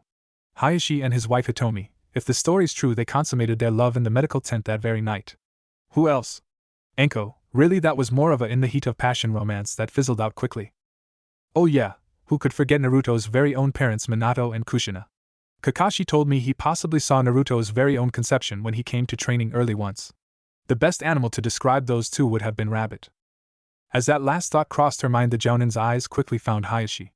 The clan leader was standing forcibly rigged, right hand twitching as if gripping an imaginary kunai, and his right eye had developed a tic. It was apparent his mind had gone to the same place as Kurenai's. Sarutobi just chuckled at the whole thing. We'll let you rest, dear. That's all we needed, I think. You and Naruto will both receive pay for a mid-level B-rank mission, and it will be added to your ninja files. With that, everyone stood to leave. Hayashi moved forward and gave Hinata a small hug. In the hallway, Hamura stopped everyone just outside the door and said, I believe we should wake Uzumaki-san up now and ask him some questions. If nothing more than to confirm Lady Hinata's statement. Are you calling my daughter a liar? Lord Elder? Hayashi asked in a threatening tone. No, Lord Hayashi, of course not. However, some might say she made the story up and then explained everything to Naruto before we talked with him. The man said placatingly. To put rumors to bed before they can start, we need to act now. That boy's arm is a wreck, Koharu said, shocked by her colleague's suggestion. The downside to being an Uzumaki is that pain pills have no real effect. If we wake him and he's in pain, there's nothing we can do but apply a continuous relief jutsu of some kind, and those don't work much regardless. Sarutobi thought it over and realized both his old teammates had good points. Even if Hamura was just holding out hope Naruto would incriminate himself somehow. A little pain now to stop false accusations later seemed like the better suggestion, though. Giving the gray-haired old kunoichi an apologetic look, he said, I must agree with Hamura. Using Genjutsu to alleviate Naruto's pain would be ill-advised since we don't know how his Yamigan would react, but medical jutsu will work. We'll have Nurse Hiromi handle it. Walking up to the ANBU standing guard outside Naruto's room, the Hokage explained. You're relieved, I'm sure all we'll do in there is exonerate Naruto of any wrongdoing. Bowing, the man left quickly by Shunshin. The 5 adults entered the room to see the short-haired nurse examining the young hero with a diagnostic jutsu. She looked up surprised at the visitors. Can I help you, Lord Hokage? Taking a moment to look over his surrogate grandson filled the old man with an immense fury. The blonde was shirtless, laid out on the bed with his right arm in a rigid sling forced to rest straight out from his side. A cast from wrist to collar covered the entire appendage. Even as he slept, his breathing was labored thanks to bruised ribs and strained muscles. Yes, nurse, the old man said with a forced smile. We believe it would be best to put this martyr to bed now and would like you to wake Naruto. However, can you stay to help should there be any pain? Well, if you insist, sir, but I think it's a bad idea, the woman said hesitantly. I will definitely stick around though. Making a hand sign the woman did for Naruto as she had done for Hinata, however, unlike the girl's face of reluctance to wake the boys was pale white and filled with pain. Grimacing, he came to consciousness with a chalked grasp. The nurse quickly began a jutsu on his arm that seemed to help a little. Naruto, it's me, Lord Hokage. Do you remember what happened with Chunin Mizuki Tuji? We need to ask you some questions? Sarutobi quickly stated, concerned. Hinata, is Hinata okay, old man? Naruto asked in a pain-filled raspy whisper while gritting his teeth against his agony. Hiruzen was quick to comfort the boy. She's fine, Naruto, you saved her and the scroll. It's extremely important, why did you take the scroll? Naruto closed his eyes against the pain, trying to remember. As best he could, the boy spit out. Mizuki-sensei said it was a test to become Chunin. That confirms Hinata's story, Hiruzen thought anxiously. He was about to signal the nurse to place him back under when Hamura stopped him. Angrily, the Hokage, and everyone else, gave the man cold looks. Ignoring the glares, the elder pressed forward with questioning. Naruto Uzumaki, do you remember what happened to Mizuki? Do you remember how you killed him? I killed him? The boy questioned, uncertain. I didn't mean to. He was a traitor, Naruto, Sarutobi said to calm him while mouthing idiot fool at his colleague. Turning back to the Jinchuriki, he said kindly. You did nothing wrong. You saved Hinata and the scroll. Lord Hokage is right, Uzumaki-san, Hayashi said, walking up behind the old man. You saved my daughter and should be proud of that, not ashamed for a traitor's death. Mizuki was dead the moment he betrayed his village. Sarutobi signaled the Hyuga clan head to back off. He appreciated his words of comfort but wanted to get this over with. He looked back to his surrogate grandson and asked, What do you remember of your fatal Genjutsu? Naruto rolled his head around on his pillow trying to find some comfort and think. My Genjutsu, I don't know, no. Pant, my arm hurt, my head hurt, everything hurt. Hinata said something, can't remember, so much pain, still pain, everything's fuzzy. Just wanted to stop Mizuki. Hearing enough, Sarutobi signaled the nurse to put the young boy back under. She quickly complied and placed 2 glowing fingers on the boy's brow. Everyone watched relieved as sleep took him once again. The Hokage turned to Hamura but spoke, addressing the group. I hope Naruto's testimony satisfied everyone, because it won't be given again until after he awakens naturally. No one made any comment regarding the man's statement. They thanked the nurse for her help and regrouped back in the hallway. Looking at his old teammates, the Hokage inquired. Well, the only thing Naruto Uzumaki is guilty of is believing his sensei, correct? Yes, Sarutobi, Koharu concurred. We can't fault him for trusting a man we ourselves trusted. Both looked to Hamura, asking silently for his input. Agreed, Uzumaki did nothing purposely criminal nor treasonous. Thinking it over, the man continued cautiously. He knew Sarutobi well enough to know that the man's patience was growing thin. I admit this dojutsu of his has me worried. If what the boy explained is completely true, as in can he fully remember what happened, then the fatal genjutsu used against Mizuki was a reflex action. That's an extremely dangerous ability to not have full control over. Koharu nodded her head in agreement. Truly, Hamura, you are correct. Looking thoughtfully at the closed door of the boy's room, an idea struck the old woman like lightning. Perhaps there's information to be found in older families. I'm sure you, Sarutobi, have attempted to find facts regarding this ability with the shinobi clans and their records since the Uzumakis were lost, but did you check with the daimyo? His family records would possibly go back even further than many shinobi clans. You have a point, the Hokage said, pondering the possibility. I'll write the man as soon as I get back to the office. The old woman smiled, amused. It never changes, even after all these years. I'm still the only one that thinks on this team. Sarutobi chuckled, amused, as Hamura rolled his eyes. The old woman looked to Hinata's room next and said whimsically, Poor little Hinata, she gives Naruto a battlefield confession, and he doesn't remember it. Of course, after he gets better it might come back to him, who knows? Well, if there's nothing more, I have a few older kunoichi to go gossip with. I think we're done here, Hiruzen said. Lord Hyuga, I'll see you at the next council meeting. Kurenai, good day. With that the Hokage left, followed by the elders. Hayashi and Kurenai remained in the hallway though, the Jounin trying to figure out what the clan head was thinking. They were soon interrupted by Dr. Kawamoto approaching. The man looked confused by the fact they were just standing in the hallway and asked, Is there something wrong, Lord Hayashi, ma'am? No, nothing, the Hyuga said. Tell me, doctor, can I have my daughter discharged? I would feel more comfortable with her at home. I don't see why not, sir, Kawamoto explained. All she needs is rest and Lady Hinata can get that at home. Is it imperative she leave today? I would feel more comfortable with her at home, that's all, Hayashi explained. Can you go and get her discharge papers? The man bowed and left quickly to do as asked. Hayashi leaned against the wall next to Hinata's door as if standing guard, closing his eyes to think. Kurenai gave the man a bemused look and asked, You can't honestly believe your daughter and Naruto would do anything inappropriate? Hinata being who she is and Naruto the same as her plus his injuries.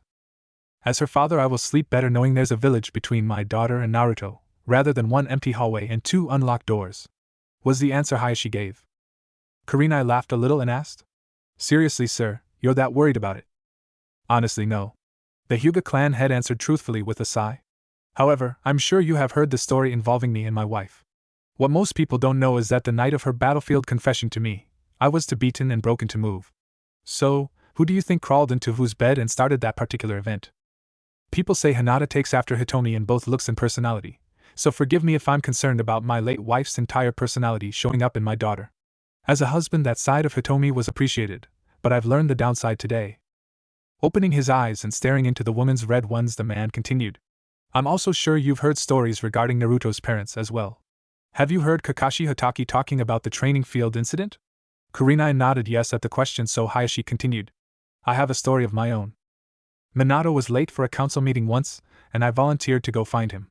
I walked in on him and Kushina on his desk in the Hokage's office. She was bent over, and he was behind her. The man had the gall to look me right in the eye without pausing and say, I'll be with you in a minute. Kurenai was forced to keep a straight face as she desperately tried not to laugh. It took a moment, but eventually she calmed down. Giving Hayashi a kind smile, she said, Kushina was somewhat known as a wild redhead. Lord Forth would have had a hard time keeping his hands off her. Ha! The Hyuga Lord scoffed. Kushina, my foot, it was Minato that caused all those incidents. The man told me once that his darling wife had a weakness, her left earlobe. According to him, if you nibbled on it, the woman was putty in your hands. That day with Kakashi in the clearing, poor Kushina had just been bringing Minato his lunch that he conveniently forgot at home. Hell, the day I walked in on them in Minato's office, all the windows were open, and it was the middle of the afternoon. The fourth hit it quite well, but the truth of the matter was he and Lord Jiraiya could have competed for the title of biggest pervert, and now his son just found out my Hinata has a thing for him. And don't say Naruto will probably not remember after he recovers. I'm not that lucky. Kurenai couldn't take it anymore and began giggling. She then gave Hayashi a cocky look and said, smiling, Be that as it may, sir, your daughter could have done far worse than Naruto Uzumaki to hang her heart on, or would you prefer Sasuke Uchiha? The cold look the man sent to Jounin was answer enough to what he thought of that scenario. He rolled his shoulders to get a little more comfortable on the wall and continued, I have nothing against Naruto. I never did. Despite Minato's proclivities, no one could ever doubt he loved Kushina with all his heart, and his son shall be the same with whomever he loves as well. Any father would be lucky if their little princess got with a man like him. However, if he and Hinata do become a couple, the day will come when you see me chasing a little half-neck blonde boy down the street with a large katana blade, and Hinata chasing after begging me not to kill him. Both shinobi looked down the hall and saw the doctor approaching with the discharge papers in his hand. Hayashi sighed, resigning himself to the fact his daughter was growing up. He gave Kurenai a small smile and said happily, It could be worse, I suppose. I could be the Jounin sensei in charge of those 2 potentially hormonal-driven teenagers. This comment caused the smile on Kurenai's face to leave. She hadn't thought of that. Another troubling thought crossed her mind as well. Has anyone had the sex talk with Naruto yet? Thinking to herself, the woman frantically concluded. Naruto doesn't have parents, so maybe Iruka took the responsibility over. Please let him have taken the responsibility over. Crap, he's a man. They never take responsibility unless a woman forces them to. Chapter 4, Team 8. Early morning, Hokage's office. Sarutobi sat at his desk reading the final report pertaining to the sacred scroll theft incident. Officially all matters were settled and Naruto was fully exonerated. However, despite everything they put the boy through to determine the truth quickly, many stubborn people still believed he was working with Mizuki. And that one idiot shop owner was still spewing the garbage that the Jinchuriki acted alone and the Chunin died trying to stop him. It was almost enough to sway Sarutobi to ram a kunai down the throat of the next person that accused Naruto of treason. The Hokage received word today that his surrogate grandson would finally be leaving the hospital. His arm had fully mended and everything was in working order. It had been 5 days since the incident occurred, which was longer than what had been predicted. Genin wouldn't be sorted into teams until this afternoon so both Naruto and Hinata could attend. The young Hyuga heiress had her cast removed last night. Standing, Sarutobi lit his pipe and left to go visit his favorite little knucklehead. Chuckling, the old man remembered back on several complaints logged by Dr. Kawamoto that revolved around Naruto and Genjutsu. Apparently the blonde genin had picked up on the doctor's dislike and had begun making him see things with a false visual. The images ranged from zombies and ghosts to necked nurses and patients. Luckily for everyone's sanity, Nurse Hiromi moved the troublemaker to the children's ward so he could entertain the younger kids and leave the doctor in peace. The walk through the village was quiet and uneventful. Approaching the hospital and making his way through the main entrance, Sarutobi approached the visitor's desk. Smiling kindly at the middle-aged plum woman, the Hokage said, "Good morning, ma'am. I'm here to see Uzumaki Naruto." "Oh, the cute blonde that all the children love," the happy woman gushed. It was obvious to Sarutobi that at some point in her life the lady moved to Konoha from somewhere else, so therefore had never heard of Naruto. "I don't know why that mean old Dr. Kawamoto finds that little boy so annoying. He's been using illusions to make all the sick kids from Kanko village feel better." Hiruzen was forced to repress his anger as the kind woman unknowingly reminded him of the poor people recently subjected to a cowardly attack. Some piece of garbage tried to poison the whole village just to steal what little they had unimpeded. Luckily for the residents of Kanko, a passing Leaf Chunin had noticed the signs of poisoning in the very young and elderly.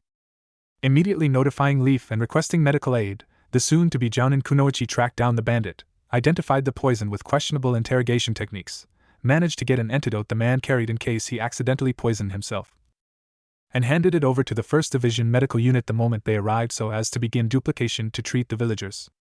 What little remained of the bastard bandit was entertaining a Biki Marino at the moment, and it was doubtful he would ever again see the light of day. The younger children and elderly had been brought to Konoha for further treatment. They were no longer being poisoned but were still in danger of dying because of complications. Unfortunately, most of the elderly hadn't survived the trip and even more had passed away in the hospital. Thanking the kind nurse, the Hokage made his way to the children's ward.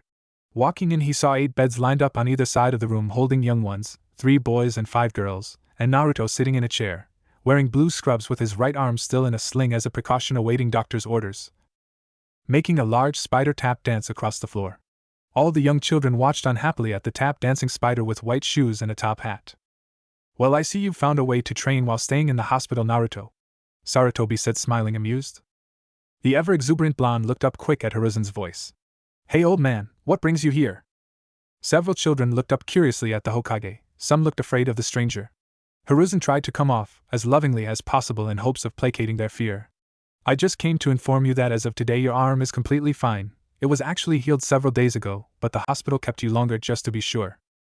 Nurse Hiromi was worried about repercussions on your chakra network because of how badly you overused the divine embodiment technique. You can change back into your normal clothes and leave." Yahoo! The Jinchuriki exclaimed excitedly while jumping skyward. "No more hospital food, no more checkups, no more Kawamoto, I'm free." "Does that mean you won't play with us anymore, Naruto?" a sad little voice asked from the corner. It belonged to a small girl around the age of 4 with big green eyes and striking black hair done up in pigtails. "Of course it doesn't, Rio," the blonde said, quickly reassuring the small girl. "I'll come see you guys as often as I can. I can even send a shadow clone every day as well." Explaining that, Naruto quickly formed one solid copy to demonstrate. The small children had big smiles on their faces at the sight of 2 older blonde kids. The Jinchuriki said goodbye to everyone and left with the Hokage to retrieve his stuff from his room. The old man turned to close the door and watched as the kids happily clapped at the colorful butterflies dancing across the room. Not much longer, the Hokage followed his favorite knucklehead out into the street. Sarutobi noticed that Naruto, now dressed in his usual orange jumpsuit, had a thoughtful look on his face. Such an expression was very unusual for the blonde. "Curious?" Hiruzen asked. "Is there something wrong, Naruto? Usually you're not this quiet. You haven't asked me to take you for ramen once." The boy didn't speak up right away. He took his time working out the words in his head before trying to start. "Gigi." Warning sirens began blaring in the 3rd Hokage's head. The fact his surrogate grandson was staring this conversation with Gigi, and having a hard time finding the words, just meant dangerously confusing and deep. He began looking for a way out quick. It wasn't that he didn't love the boy and want to help. Hiruzen just worked better as a sensei and teacher more so than a parent. Just ask his own kids. The blonde seemed like he had his question right in his head. Gigi, what do you know about? Oh, Naruto, I'm sorry. Hiruzen quickly said, laughing nervously. I just remembered some important paperwork back in the office that needs my immediate attention. Naruto sighed a little dejected but brightened up immediately. Giving the Hokage a big smile while scratching the back of his head, Naruto exclaimed. Oh, well, okay, old man. I'll go get some ramen at Ichiraka's, then go train. There's still a jutsu I'm working on. Feeling a little bad about blowing Naruto off, Hiruzen said jovially. Tell you what, Naruto, just have your meal placed on my tab. I don't mind. Really? The blonde said excitedly. Yeah, now I can eat all the bowls I want. I'm going to have miso, pork, chicken, maybe all three combined in one bowl. Hell, I might even try vegetable. On second thought, who would want vegetable? Yuck. Sarutobi watched Naruto walk off excitedly reciting all the ramen he planned to eat. The Kage felt his money pouch lighten with each word the young boy spoke. Completely worth it. It would seem Hayashi's fears have come to pass. Naruto remembers Hinata's battlefield confession. He was probably going to ask awkward questions regarding girls and relationships. More than likely the dreaded sex talk was also approaching. Hopefully, he will feel comfortable talking things over with Ichiraku, but I'd better send for Irika just in case. Riverbank. Irika Yumino walked through the old wood path heading for Naruto's usual training area. The Hokage had sent word that the boy was working on a jutsu and would possibly need help. Never one to turn down a request from Sarutobi or a chance to help his little brother, the Chunin had hurried through the last of his paperwork finalizing teams and headed out to find the young Jinchuriki. Teams this year would be done differently. The new genin wouldn't arrive at the academy until this afternoon. They would be told their teams and immediately head out with their new jounin instructors. This was because of Naruto and Hinata mainly. They had been forced to postpone the team placement by several days so both kids could heal up and be present. If not, then their classmates could have taken the true genin exam and tipped of one of Team 8 to what happened. This would seriously undermine Sakura, Hinata, and Naruto's test result. Was there actual true teamwork and unity or just clever kids passing? The fact such precautions were needed still filled the Chunin with anger towards Mizuki, though he hated himself most of all. No matter how many people told him it wasn't his fault, no matter how many people explained they worked with the white-haired bastard as well, no matter how many flat-out said he fooled them just as much as Irika himself, they couldn't deny the fact that traitor worked closer with the brown-haired Chunin than anyone. The scarred-faced man failed to see that bastard for who he truly was, and it almost got 2 of his students killed. Coming to the edge of the woods, Irika saw Naruto reading something of a small piece of paper. Walking up, the eagle eyes of the man read a list of hand signs. Curious, he asked. What you got there, Naruto? Startled, the young boy turned quickly to see his favorite teacher walking up. You scared me, sensei. Irika looked down at the boy expectantly with a kind smile. However, the expression left his face and was replaced by shock when Naruto folded the paper, placing it back in his pocket, saying, It's not that important right now, sensei. Not important? Since when was a jutsu not important to Naruto? Was there actually something else on his mind more important than jutsu? A bewildered Irika pondered. Sensei, what do you know about girls? The young boy asked awkwardly. Damn you, Hiruzen Sarutobi! The horrified Chunin thought in his head, now realizing just what the Hokage actually wanted. I was so close, damn it. He was getting a new sensei today, and now this conversation comes up. Out loud, the man calmly asked, uncertain. What do you want to know exactly, Naruto? Is this a physical question or personal? Blushing, the Jinchuriki admitted. I already had the birds and the bees talk, sensei. Old man Ichiraki gave me that when I first broke into the adult bookstore. Looking at the pictures were confusing, so I asked him to explain what I was seeing. It caused a commotion when a 7-year-old flashed that kind of magazine in a crowded restaurant. Thank you, Tuchi Ichiraku, higher powers, and the porn industry. Irika thought, relieved. Looking closer at Naruto, he took an educated guess. I'm figuring you remember more about the end of your battle with that traitor Mizuki now that your arm's all better? The rumor mill has been churning all over the village. Apparently Honorable Elder Koharu told everyone after Hinata explained what happened to the Hokage. The blonde blushed even deeper while thinking. Battlefield confession. I never realized they could be so awkward. The first time I heard the term, I pictured Sakura-chan giving me one right after defeating some powerful enemy. Oddly enough, he looked a lot like Sasuke in my head. Now Hinata-chan gives me one, while I'm suffering from a broken arm and not triumphantly standing over a defeated jerk, and I don't know what to do. Out loud, the orange-clad boy asked. How do I know when I like a girl? I think I like Sakura, but Hinata said she loves me, so should I like Hinata instead? Also, when does like become love? Irika was trying to break the boy's question down into actual coherent thought. Little tough guy doesn't want to say he might love someone, or he's just honestly confused by his feelings. Hinata loves Naruto, and Naruto might love Sakura or Hinata. Kurenai is going to have such a headache with this team. The only thing that could make it worse would be if Sakura had feelings for Hinata. Bad Irika, don't go there, bad thought. Focus back on Naruto. Little brother needs brotherly advice. Look Naruto, I can't really tell you when your emotions change from like to love. The Chunin tried explaining. That's something only you and your heart will know. However, just because Hinata confessed her love to you doesn't mean you're obligated to love her back. Try just being her friend first, and see what develops. Get to know both girls, don't just go by looks. You and Hinata might find you really aren't compatible as a couple and just stay good friends, or you could develop true feelings for one another.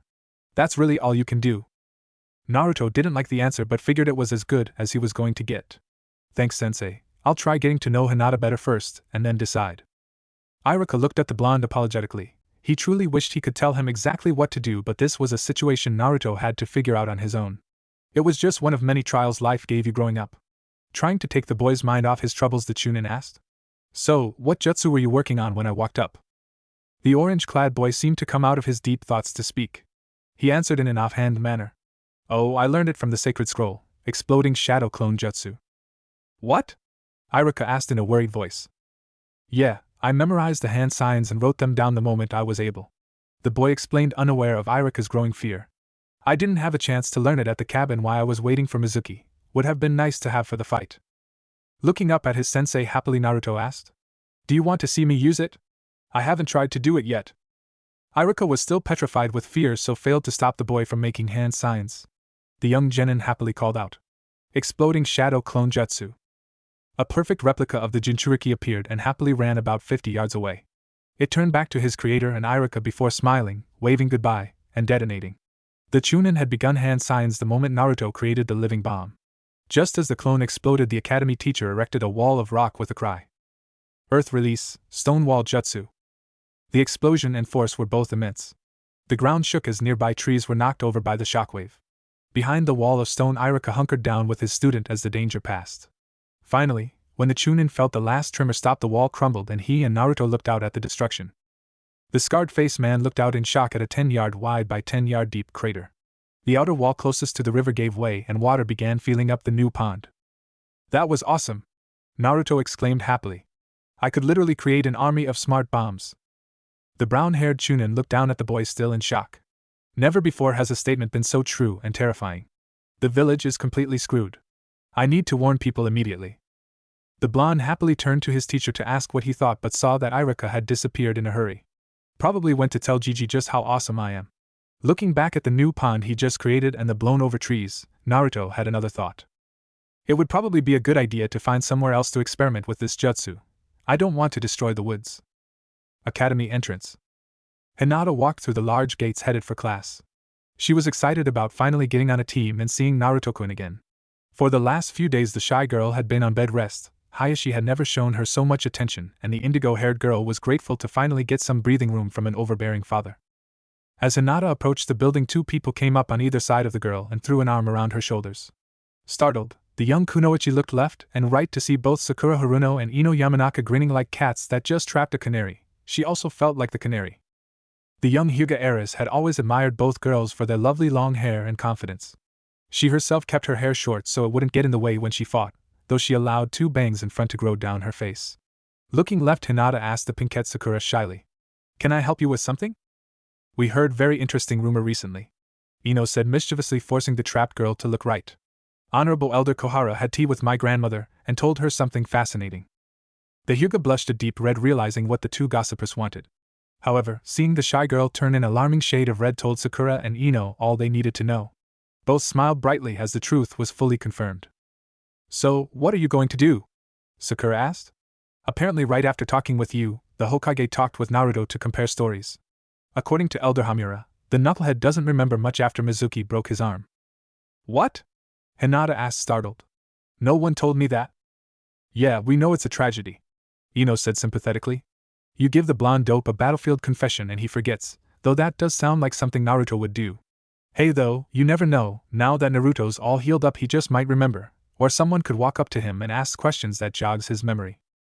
Walking into class, all three girls separated and took their seats. Hinata in the back while Sakura and Ino sat up front. The blonde and pinkette continued to talk about the possibly new young couple, while the indigo-haired girl fantasized about holding hands on long walks with her Naruto-kun. It wasn't much longer that other kids began to arrive.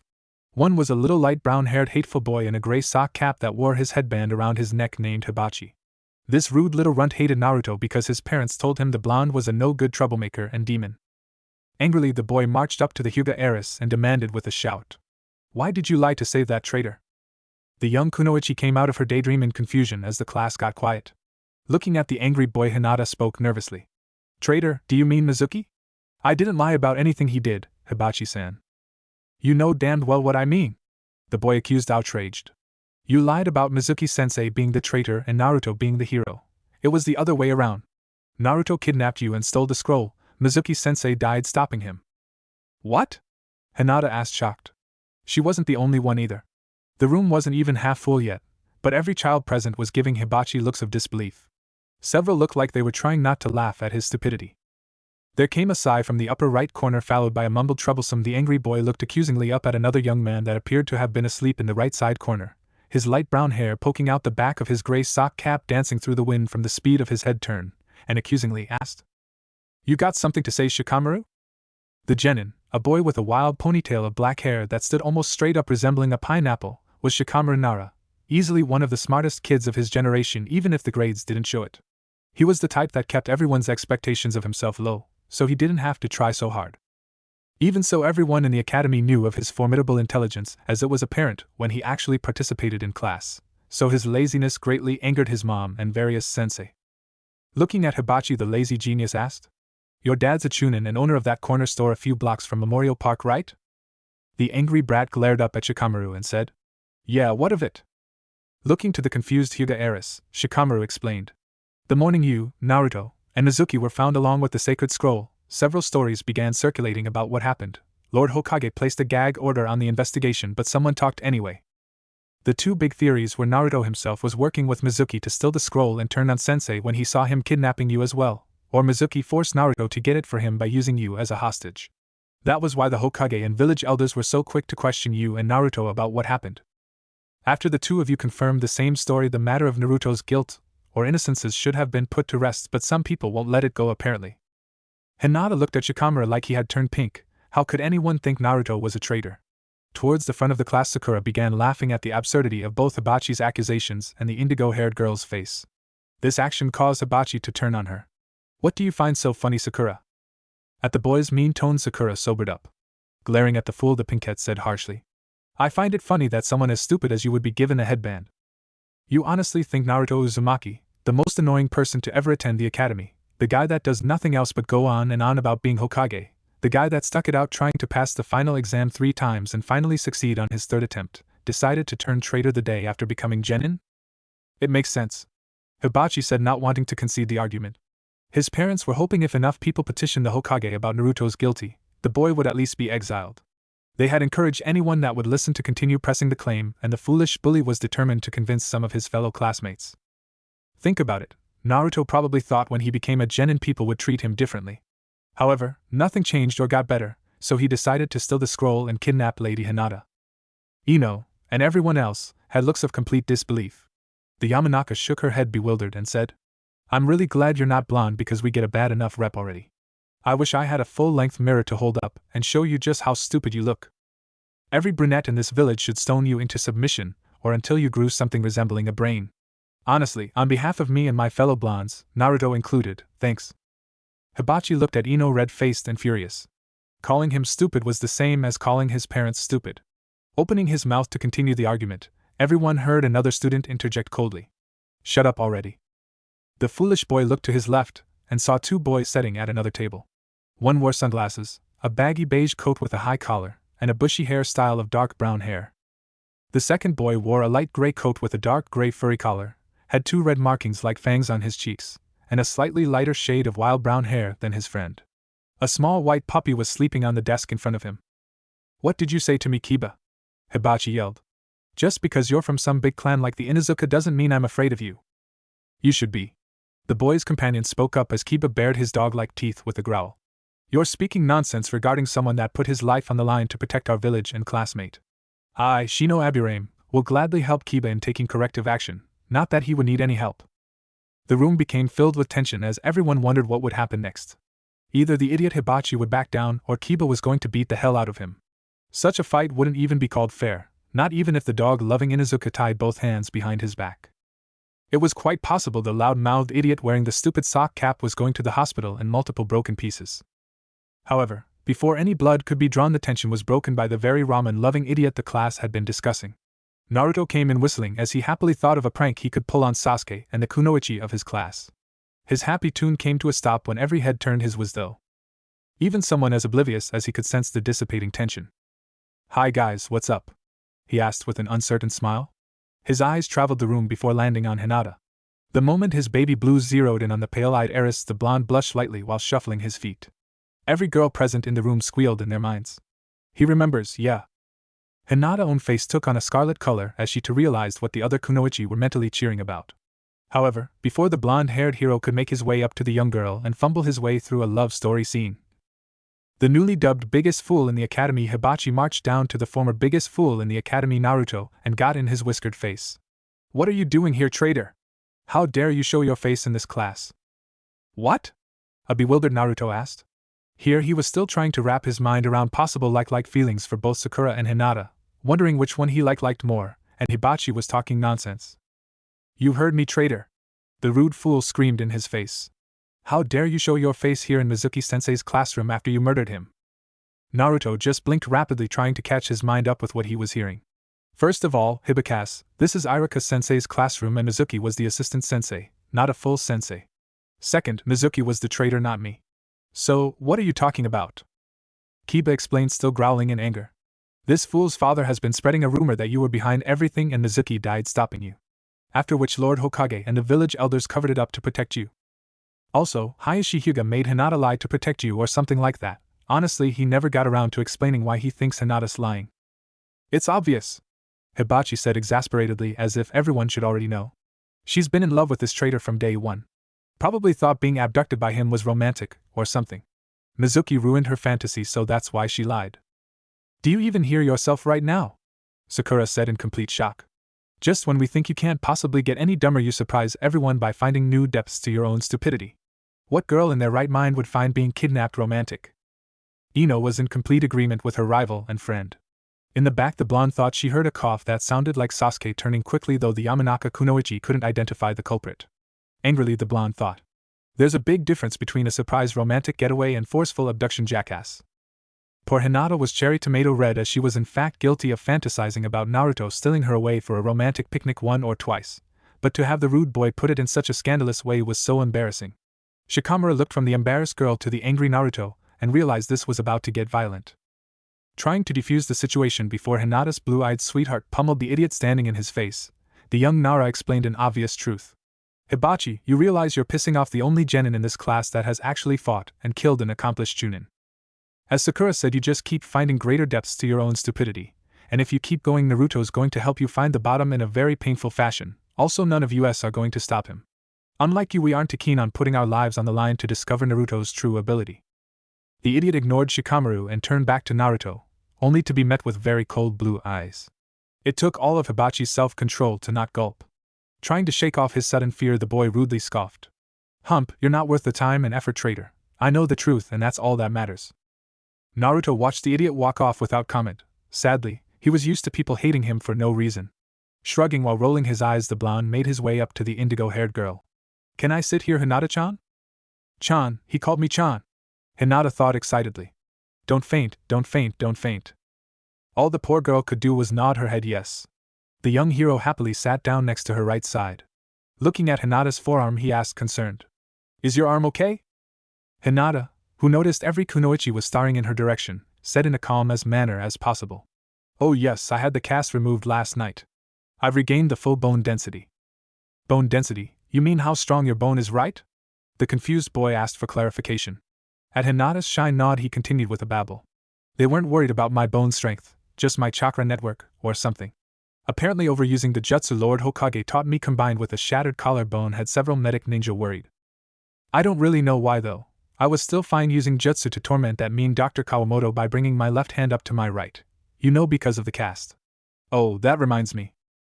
Hinata felt the boy's chakra reacting so discreetly activated her Byakugan. She watched as Naruto's Yamigan became ignited by the dawn-colored flame while spinning this way and that to look at every girl in class. By now almost everyone had arrived except for a few boys. The blonde snickered to himself, and silently formed hand signs under the table. With a whisper he said, "Genjutsu art, false visual." Hinata watched through her special eyes as the young Jinchuriki's chakra pulsed out, followed closely by a purple pulse from his third eye. Everyone in class felt the chakra pulse, one that was much smaller and controlled compared to the hasty one she witnessed battling Mizuki, but no one seemed to figure out where it came from. Most probably didn't know what they were feeling anyways. Hinata noticed two things in her field of vision. The first was two girls on the far left side talking to one another, discussing why Naruto hadn't kissed her already. Apparently several kunoichi were hoping for a storybook love scene. The other was Sasuke Uchiha walking down the hallway. The Hyuga was a little confused by what she was seeing, until she realized exactly what her not-so-secret-anymore crush was doing. Thinking to herself about the reaction this would cause, the Hyuga kunoichi just thought sadly, "Oh, Naruto-kun." Sasuke Uchiha strutted down the hallway heading for class. Thanks to all those annoying fangirls, the boy was forced to arrive exactly at the bell. Otherwise the kunoichi, a term he used sarcastically, tried to sit next to him and talk, or in many cases beg for a date. None of them realized that the boy couldn't give them what they wanted until he avenged his fallen clan. He was an avenger first, and a potentially Uchiha clan head and father second. Walking through the door, the boy prepared himself for the squeals of Sasuke-kun as he headed for his usual seat. However, hearing instead the sounds of girl talk go eerily quiet, the Uchiha paused in his walk to look at his fellow classmates. What he saw in the faces of every girl except Hinata Hyuga filled him with an uneasiness. Every kunoichi was red-faced and a few had blood leaking from their noses. The young boy felt like a rabbit being starved at by hungry wolves. Up in his desk, Naruto couldn't take it anymore, and hit the ground laughing his ass off. Poor Hinata didn't know who to be more ashamed of really, her crush or the kunoichi that feel for such an obvious genjutsu. Shyly the Hyuga heiress explained to the class. Every kunoichi, Sasuke isn't really necked, Naruto-kun just placed you all under a genjutsu to see him that way. The boys around the classroom began looking to the laughing Naruto on the ground, the red-faced hungry-looking kunoichi still staring at Sasuke, and the angry embarrassed Uchiha standing in the front. Everyone either not affected by the genjutsu, or those who snapped out of it at Hinata's words, began helping those still affected. Finally, having enough of Naruto's laughing, Sasuke marched up the stairs and demanded, "What the hell is wrong with you, idiot? The look ha ha ha on your face, priceless." Naruto gasped out between laughing. The girls looked so excited. Ha ha ha ha ha. Growling at the fact the blonde wasn't intimidated by him in the slightest, Sasuke demanded, "Where the hell did you learn genjutsu anyways?" It took the Jinchuriki a moment to calm down enough to choke out, "Iruka-sensei." Ha ha ha ha ha. However, Naruto's laughing came to a crashing halt when he felt a large amount of killing intent. Quickly jumping up at the feel of danger, the boy saw every kunoichi glaring daggers at him, Sakura in the lead. "Naruto," the pinkette said menacingly while cracking her knuckles. "You're so dead." "Can't we talk about this?" the blonde asked fearfully. Hokage's office. Hiruzen stood around a small crystal ball with those jounin chosen to be sensei this year. Within the orb, everyone present could see what was going on inside Iruka's classroom. The Hokage had already made a note to call in Hibachi's soon-to-be demoted back to genin father, and berate him for blatant stupidity. He, along with everyone else, had seen Naruto use genjutsu against the kunoichi of his class. The shinobi present were appalled by just how easy the young girls of this year fell for such an obvious illusion. Well, most were anyway. "Ha ha ha ha ha. Did you see their faces?" Enko Mitarashi said while laughing in a corner. "I thought they would eat him. I also thought Sasuke was about to jump out a window. Ha ha ha ha ha." "It's not funny, Enko," Kurenai said with an angry frown. "You do realize those girls represent you, me, and every other woman that has ever worn a headband. I have half a mind to go down there, demand they all return their headbands, and go home." "That would be an extreme reaction, don't you think?" Asuma Sarutobi, the oldest son of Hiruzen, asked his not-so-secret girlfriend. The angry red eyes of Kurenai told him all he needed to know. Wisely, he backed down without another word. The third Hokage felt a headache coming on. Where in the name of Konoha was Iruka anyways? The only reason any of them were still here was because the Chunin had failed to show and hand in his final report on genin teams. He still had to go down and tell the students exactly which team they were on. A knock came from the door as the Chunin finally showed up. Everyone noticed that a fine layer of dust and sweat clung to his usual pristine clothing. "Sorry I'm late, Lord Hokage, everyone, but I was refortifying my apartment." The assembled jounin were confused by this statement. You only refortified living dwellings when attack was a strong possibility. The Hokage asked curiously. Is there something wrong, Irika? Last time I checked there wasn't an army heading for Hidden Leaf. Irika gave a humorless laugh and said, War would be preferable to the horror I just witnessed. Turns out Naruto didn't just learn the Shadow Clone Jutsu from the Forbidden Scroll. Oh no, he happily told me about the second one, then demonstrated the exploding Shadow Clone Jutsu. There's a new pond where the training field by East River used to be. The Hokage, along with everyone else, stood in horrified shocked silence. Hiruzen was concerned about the paperwork this would possibly involve. This was potentially a worse disaster than the time a bunch of faulty paper bombs got sent through the mail as a joke. No one was hurt, but hardly anyone had eyebrows for weeks, and the horrifying amounts of paperwork. It was one of Kushina's greatest pranks ever. The old man calmed down when he remembered the cherished knowledge Minato had left him with regarding shadow clones and notice me not Genjutsu. I can see why such a thing would be concerning Irika, the Hokage said kindly. However, I doubt Naruto would use such a dangerous technique within the village itself. I and Naruto would both be dead right now if I didn't know the Earth Release, Stone Wall Jutsu. The Chunin growled back defiantly. Hiruzen thought it over and said, Well yes, I'm sure Kurenai can fully stress the importance of Jutsu safety. The horrified Genjutsu mistress was wondering if it was too late to switch the teams back to their original order. Kakashi was happily thanking whatever higher power had gifted Naruto with Yamigan. 1. Irika's classroom. The academy sensei walked in to see his former pupils sitting quietly, the Kunoichi and Uchiha still fuming. Naruto sat in the back by Hinata. The girl was placing an ointment on a large black eye. Every young girl except the Hyuga heiress looked to Irika expectantly. It was Ami, one of the new genin Kunoichi and former class bully, that spoke up before anyone. Sensei! She cried. That idiot Naruto attacked all the girls with a genjutsu. The scarred-faced man had already been informed about the incident from Hiruzen. He looked at the young brightly purple-colored-haired girl and stated with amused authority. Those accusations are quite serious, Genin Ami. Tell me exactly what this technique did, please. Embarrassed, the girl explained what she and every Kunoichi saw. Irika shook his head at the girl's statement and clarified. All the girls saw Sasuke Uchiha walk in completely nude, and not one of you snapped to the fact it was genjutsu? Sheepishly the Kunoichi all around the room blushed embarrassed. Irika looked at each one, studying their young faces to make sure they understood just how pathetically simple that technique was, also, how pathetic they themselves had been for falling for it. Wanting to make sure the lesson sunk in, he explained. Had Naruto been an enemy trying to distract you to quietly slit your throats, he would have succeeded. Let's hope our enemies don't learn the collective weakness of every Kunoichi in your generation. You're being a little hard, aren't you, Irika-sensei? Naruto said, coming to the defense of the girls. It was a harmless prank. That's the problem, Naruto. You literally beat every Kunoichi, minus Hinata, without even really trying. Irika explained. Do you remember the various pranks you've pulled over the years? Do you remember the punishments you received for the different ones? If not, I can help you out without looking over your record. Any prank that was simply property damage, like painting the Hokage Mountain, got you detention, while any prank that taught a lesson got you affirmed talking about respecting your classmates. Sakura! Irika barked. The young girl jumped in her seat, giving the man her full attention. Do you remember the first prank Naruto pulled on the entire class? The pinkette thought about it and said unsure. Was it the paint bombs in the lockers? Yes, it was. The Chunin answered. That little prank ruined a lot of your clothes because Naruto didn't use washable paint. Many of your parents, those of students that fell for the prank anyway, came to Lord Hokage to demand restitution for the ruined clothing. Do any of you have any idea what words Lord Hokage spoke to your angry parents to make them drop their claims without payment? The stunned students said nothing as they were mesmerized by their sensei's lecture. Seeing no one had an answer to his question, Irika continued. He asked your parents what was more important, your children's clothes or their lives. During times of war, enemy nations can and will attack the children in hopes of removing the adults well to fight. Had that been an actual enemy attack, those paint bombs would have done far worse than embarrass you and cost your parents some money. They could have been paper bombs, poison release pellets, or shrapnel bombs. Your classmate taught you all a valuable lesson about enemy traps and you all failed to learn from it. You're genin now, not snot-nosed academy students, act like it. Irika allowed the kids a few moments of silence, giving time for his words to sink in, before continuing. I will now assign you to your teams. Your new Jounin sensei will come and get you during the remainder of class. You will sit and wait for them here.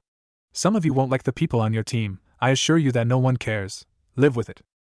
If not, you can hand over your headbands and leave.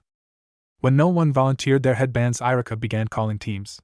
After the first 5 teams, he came to the last 4. Team 6 will be Hibachi Adachi, Amisita, and Toru Fuse. Both school bullies looked over at a kid with ankle-long black hair and a samurai sword at his hip. He gave no reaction to the team at all except to straight his brown battle kimono. Team 7. Irika continued. Sasuke Uchiha, Kiba Inuzuka, and Shino Aburame under Jounin instructor Kakashi Hatake. Ino and Sakura had looks of disappointment on their faces at not getting on Team 7. However, Shikamaru had a thoughtful look on his face thinking. There's still 3 girls and 3 boys remaining. That means one team is going to have 2 girls possibly, or a team of 3 girls. Please don't let me be on a 2-girl team. I know the possibility is small, but please not me. Irika looked down at his list and read. Team 8. Naruto Uzumaki, Sakura Haruno, and Hinata Hyuga under Jounin instructor Kurenai Yuri. Thank you, higher powers. The Nara thought relieved. A team with 2 girls and a woman, oh the horror. Poor Naruto's going to have 3 of them demons nagging him daily. Team 9 is still in circulation. So, Team 10 will be Shikamaru Nara, Choji Akimichi, and Ino Yamanaka under Jounin instructor Asuma Sarutobi. The Chunin sensei finished. That is all, good luck everyone. The teams began to group together and talk. Sakura wished Ino luck and moved up to Naruto and Hinata. Hi guys. Hello again, Sakura. Hinata said with a timid smile. I've known Kurenai sensei for a few years. I'm sure you will both like her. She's an expert on illusions, Hidden Leaf's Genjutsu mistress. So, she's going to teach us Genjutsu? Sakura pondered. That's cool, I suppose. Several of the academy teachers have told me it would be one of the best fields to try and master with my current abilities. As Hinata and Sakura talked, Naruto sat quietly thinking. Of all the rotten luck, I don't mind being on a team with either girl, but I was kind of hoping for some distance to get my feelings straight. Now both will be with me daily. How can I possibly figure out what my feelings are with both girls I possibly like hanging around me all the time? Oh well, at least I'm not on a team with that jerk Sasuke. As Naruto sat contemplating his current girl troubles, a beautiful raven-haired woman with striking red eyes and a shirt made of wraps came in. She looked up at Team 8 and waited for Hinata to recognize her. The young heiress noticed her mentor almost right away and brought both her new teammates down to meet their new sensei. Hello everyone, I'm Kurenai Yuhi. The Jounin introduced herself. Meet me at Training Ground 3 as quickly as possible. With that she puffed away in a cloud of smoke. All 3 genin said goodbye to their old class and Irika sensei.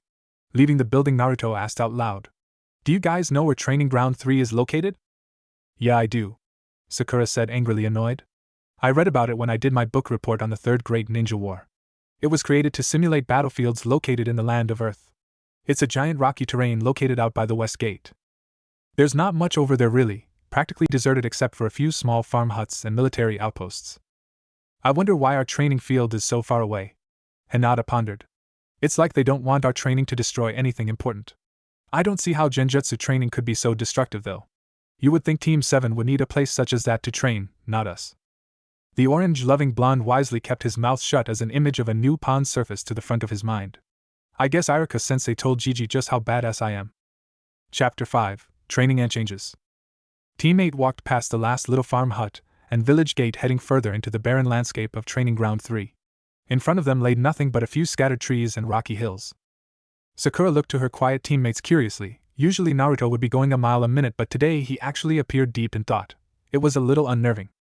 So what actually happened during Mizuki-sensei's betrayal?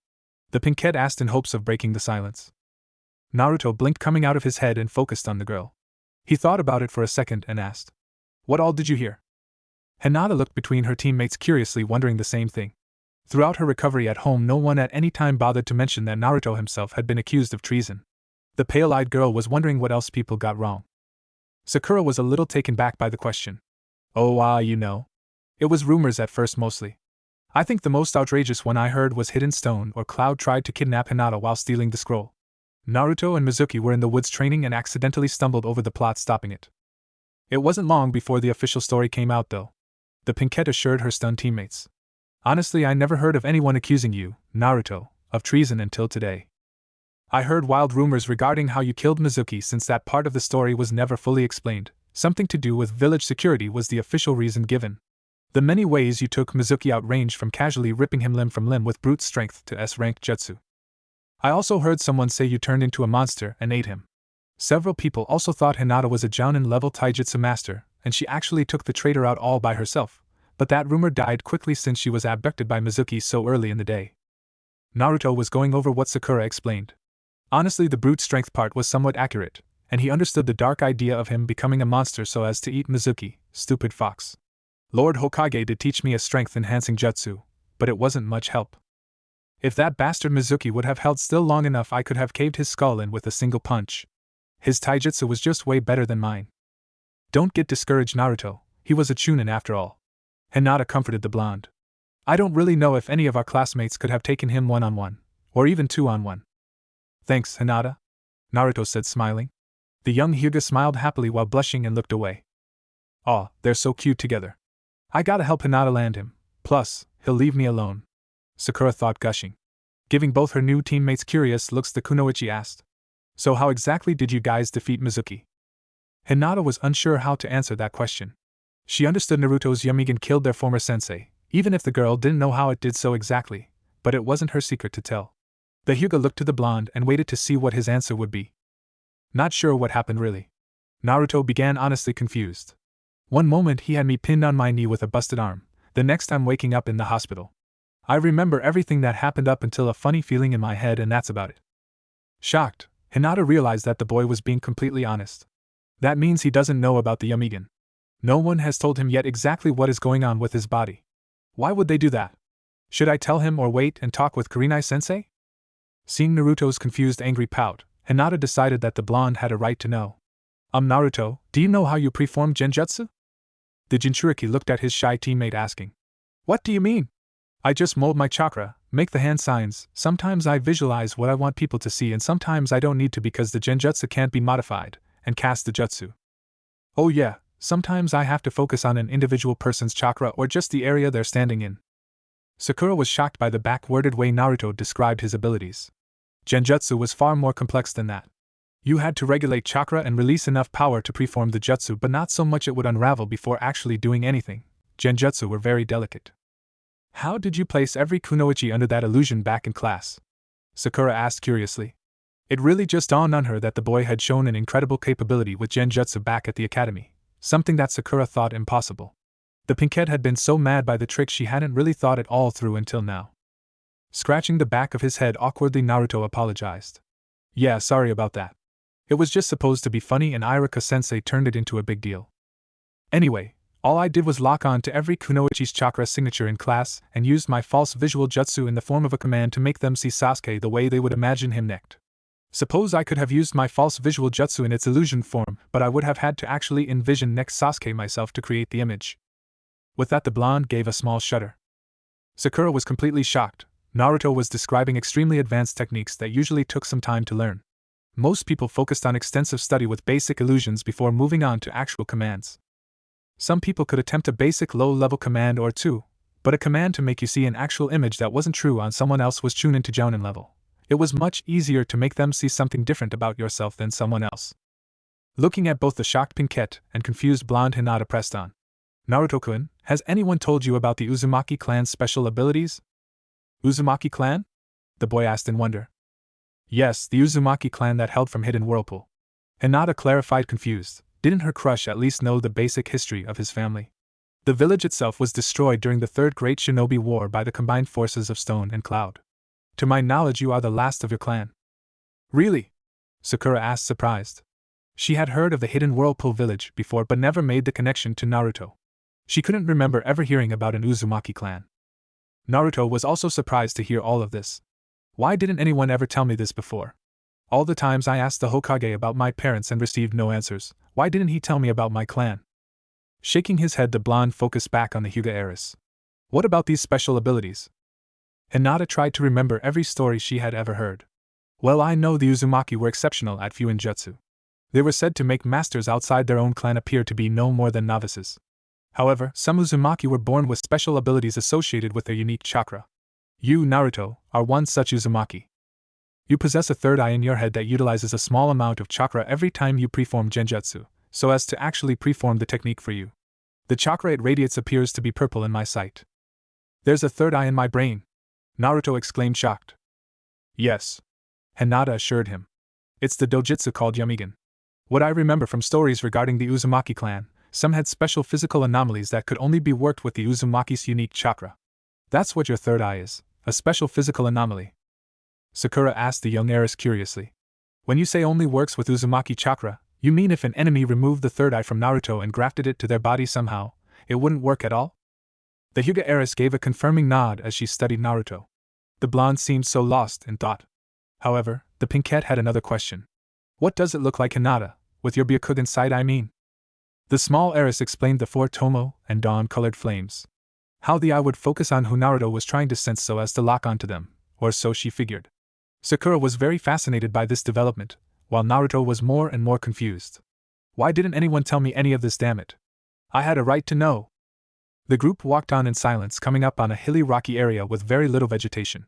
Standing in the middle was their new sensei Kurenai Yuhi. She smiled at the group of genin as they stood in front of her. Glad you all got here so quickly and that you stuck together, shows unity. I thought we would start with simple introductions. Names, hobbies, something we hate, and dreams for the future. However, before anyone could begin, Naruto asked accusingly. Sensei, did you know I had a third eyeball in my brain? Kurenai's train of thought was derailed by the question. She glanced at Hinata to see the girl blushing while doing her nervous finger tap habit. Looking back to the boy, the jounin explained. Yes, Lord Hokage informed me about the development when he made me your sensei. When was someone going to tell me? Naruto demanded angrily. Lord Hokage wanted me to tell you to go and meet with him later today. Kurenai lied smoothly. I believe he wanted to get teams out of the way before telling you everything. He didn't believe the hospital was the best time as you were still recovering. The Jinchuriki didn't look too convinced but let it go for the moment. Pouting, he thought angrily. The old man better have a damn good reason for not saying anything. Seeing as the boy was placated for the time being, the jounin continued with introductions. My name is Kurenai Yuhi. My hobbies include romance novels, sushi, and sampling different types of sake. One thing I hate are men that look down on me because I'm a woman. My dream for the future is to one day have a family, and see all of you become the best shinobi you can be.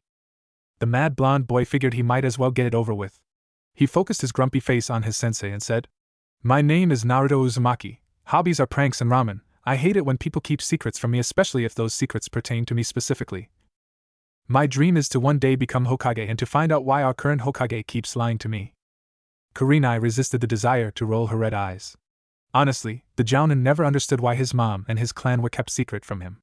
The worldwide irrational fear Hidden Leaf's enemies had of a resurrected Uzumaki clan paled in comparison to a resurrected Yellow Flash. With that logic, keeping Minato Namikaze a secret made sense, but not the history of Hidden Whirlpool. Giving Naruto some knowledge of where at least half his blood came from would have provided some comfort growing up. For everyone's sake, the Genjutsu mistress hoped Hiruzen Sarutobi had a damn good explanation to give the angry Jinchuriki. Looking to Sakura, mainly because she knew Hinata had a hard time talking to a group, the sensei singled the pinkette to speak. The young kunoichi straightened her shoulders proudly, saying, My name is Sakura Haruno. My hobbies are studying, and that's really all I got. Dreams for the future being a strong kunoichi and marrying whomever I fall in love with. Things I hate, kind of, I guess. Sakura was blushing slightly at her slip-ups. She didn't want to embarrass herself in front of an accomplished jounin kunoichi by saying her hobbies were studying and fantasizing about her future kids with Sasuke Uchiha. Also, though the pinkette would never admit this out loud, she was also a little afraid of what Naruto was capable of and didn't want to anger him by saying he was the thing she hated most. Well, found most annoying anyway. The kunoichi didn't hate the whiskered blonde directly, just the fact he was always pestering her for dates. Kurenai once more resisted the desire to roll her eyes. She saw right through the pinkette's little speech. Giving Hinata an encouraging smile, the jounin signaled her to finish. My name is Hinata Hyuga. My hobbies are gardening and flower pressing. I can't really think of anything I hate, but some stuff makes me sad. The seal my family uses to protect the Byakugan, and the unfair way some people in the village are treated. Dreams for the future to repair the rift between the houses of my clan. Kurenai smiled encouragingly at the young heiress before addressing the whole team. Good, you all have goals and ambitions. Some have stronger meaning than others, but that's okay. I truly believe this team has great potential. Now, do any of you know how the village structures teams? All the genin looked unsure about the question. Finally, Sakura voiced a guess. They try and balance the strength of each individual team, I think. Yes and no, Kurenai answered. That doesn't always work, even if it is what is more or less desired with each academy class. By balancing the strength evenly amongst genin teams, you have a greater chance of each team surviving an unexpected mission event. A client lies about potential dangers to keep the mission costs low. Rogue ninja looking for a payday by killing the jounin sensei for a black market bounty. Or some village hoping to acquire a kekiai genkia they don't have for themselves are a few potential unknown dangers you could face in the real world. However, when the Hokage and Academy structure teams, they also look at each child's overall potential, especially in various areas of shinobi duties. Think about it, almost all the majority known strength of your class was put on Team 7. That's not to say they are the strongest team of your class. I can almost guarantee you Team 10 has by far the greatest unity, or teamwork, which at times can overcome greater individual strength, divide and conquer if you will. If Team 7 and 10 were to fight right now, Team 10 has the better chance of victory, though only by a small margin. When the village structures genin teams, they try and predict the future of each child's training and where it will take them within the shinobi fields. Team 7 has 2 boys with exceedingly high potential in tracking, and all 3 boys have predicted strength in ninjutsu and taijutsu. One has strong predicated strength in genjutsu as well. Overall, the team is well-rounded with a high expectation of success. Team 10 has a Nara, a Yamanaka, and an Akimichi, which is a tried and true method of overall success, even more so since all 3 are clan heirs with high predicted individual strength. Naruto's mood was souring as his sensei kept talking. To him it sounded like this team was just a place for those with no real potential, but that couldn't be right. He remembered not only an hour ago Shikamaru himself praised him for the fact he had defeated an accomplished Chunin, Hinata was the Hyuga clan heiress, and Sakura was the smartest kid in their class. Looking at Kurenai, the boy asked in a deadpan voice, "What about our team, sensei?" The raven-haired beauty smiled happily down at her students. Kurenai wanted no doubt in their minds that what she said next was an exact true belief. This team Naruto has by far the greatest potential of any that has come out of the academy in the last 5 or 10 years. All 3 genin had shocked looks on their faces. Kurenai had just done nothing more than hype up Team 7 and 10 only to say their team was potential stronger than them. It just didn't make sense to the kids. Sakura came out of her confused shock first. "Hold on, sensei, you just said the 3 strongest genin of our class all made the same team. How can we possibly be stronger than them?" This time Kurenai didn't resist the temptation to roll her eyes while thinking. "With that attitude you'll never get anywhere, Sakura." Focusing back on her students, she explained. Because of their individual abilities combined with their overall teamwork capabilities, Team 7 will be trained as if they were a tracking and tactical assault unit. Team 8 will be trained as if they were a live capture and reconnaissance unit. However, each member of this team has potential to learn and possibly master genjutsu. That is why you will be trained in espionage, unless something changes. "Something changes?" Hinata asked timidly. The woman focused her eyes on the Hyuga, saying, "You are going to be trained predominantly in espionage because that is where your known potential lies." Looking to the young pinkette, Kurenai explained, "Sakura, your natural-born chakra control combined with her intelligence makes her suitable for both medical jutsu and genjutsu, but if you become more dominant in medical jutsu then the village could decide to switch the focus of her training to the medical core." Hinata, the red-eyed jounin, spoke, looking to the young heiress. "You yourself have the Byakugan and an almost unnatural flexibility that makes you ideal for taijutsu, as well the Hyuga's trained chakra control that makes you ideal for genjutsu, plus your overall documented imagination. However, during the course of your training it may become apparent that the village guard unit is better suited for you opposed to field work. Nothing wrong with that at all, dear. The weak and vulnerable need a strong shinobi to keep them safe at times." 1. Turning to the orange-clad boy, the woman finished her analysis. "It goes without saying that you Naruto have excessive potential in both genjutsu and ninjutsu. Your Yamigan may allow you to do things no one else can with the illusion art, and we have no idea what other abilities may come of it later on. Your reserves of chakra are larger than most jounin, I know, even though you waste so much it hardly matters, but that can be easily rectified by training and learning better control, which would allow you to use immensely more powerful ninjutsu. Down the road of your career it may become apparent that heavy infantry is more suited for your duties to the village." Addressing the whole group, the jounin finished. "The village educates based on what is apparent in each individual student, doing its best to place you as accurately as possible for maximum effectiveness. As you grow and learn, new variables may present themselves that place you in other areas. There is nothing wrong with this at all. However, it is extremely rare for a genin team to be restructured. I think it happened once 15 years ago." The 3 genin thought about what their sensei explained. It was Naruto that asked the first question excitedly. "So, we're going to do super cool spy missions?" "Ha!" Kurenai barked loudly. "Do you really think the village would let genin right out of the academy go behind enemy lines? This team has been structured to be in espionage until, that doesn't make you one right out the gate. It takes training and hard work before you guys get to attempt anything more than a C-ranked mission, and you haven't even done one D-ranked mission yet. You also haven't passed my final test either." "Final test?" Sakura exclaimed. "What do you mean final test? We passed the academy, didn't we? That makes us genin." "Congratulations," Kurenai mocked. "You memorized a bunch of facts, learned how to throw a kunai half straight, and you can make 2 or more illusions of yourself. I'm sure you'll be great entertainment at a little kid's birthday party. However, if you want to be a shinobi you better learn how to apply that knowledge in the field. Otherwise all you'll be is dead. The academy gave you headbands, but I can take them back. All three kids gulped as their sensei continued. Your test is simple, all you have to do is touch me.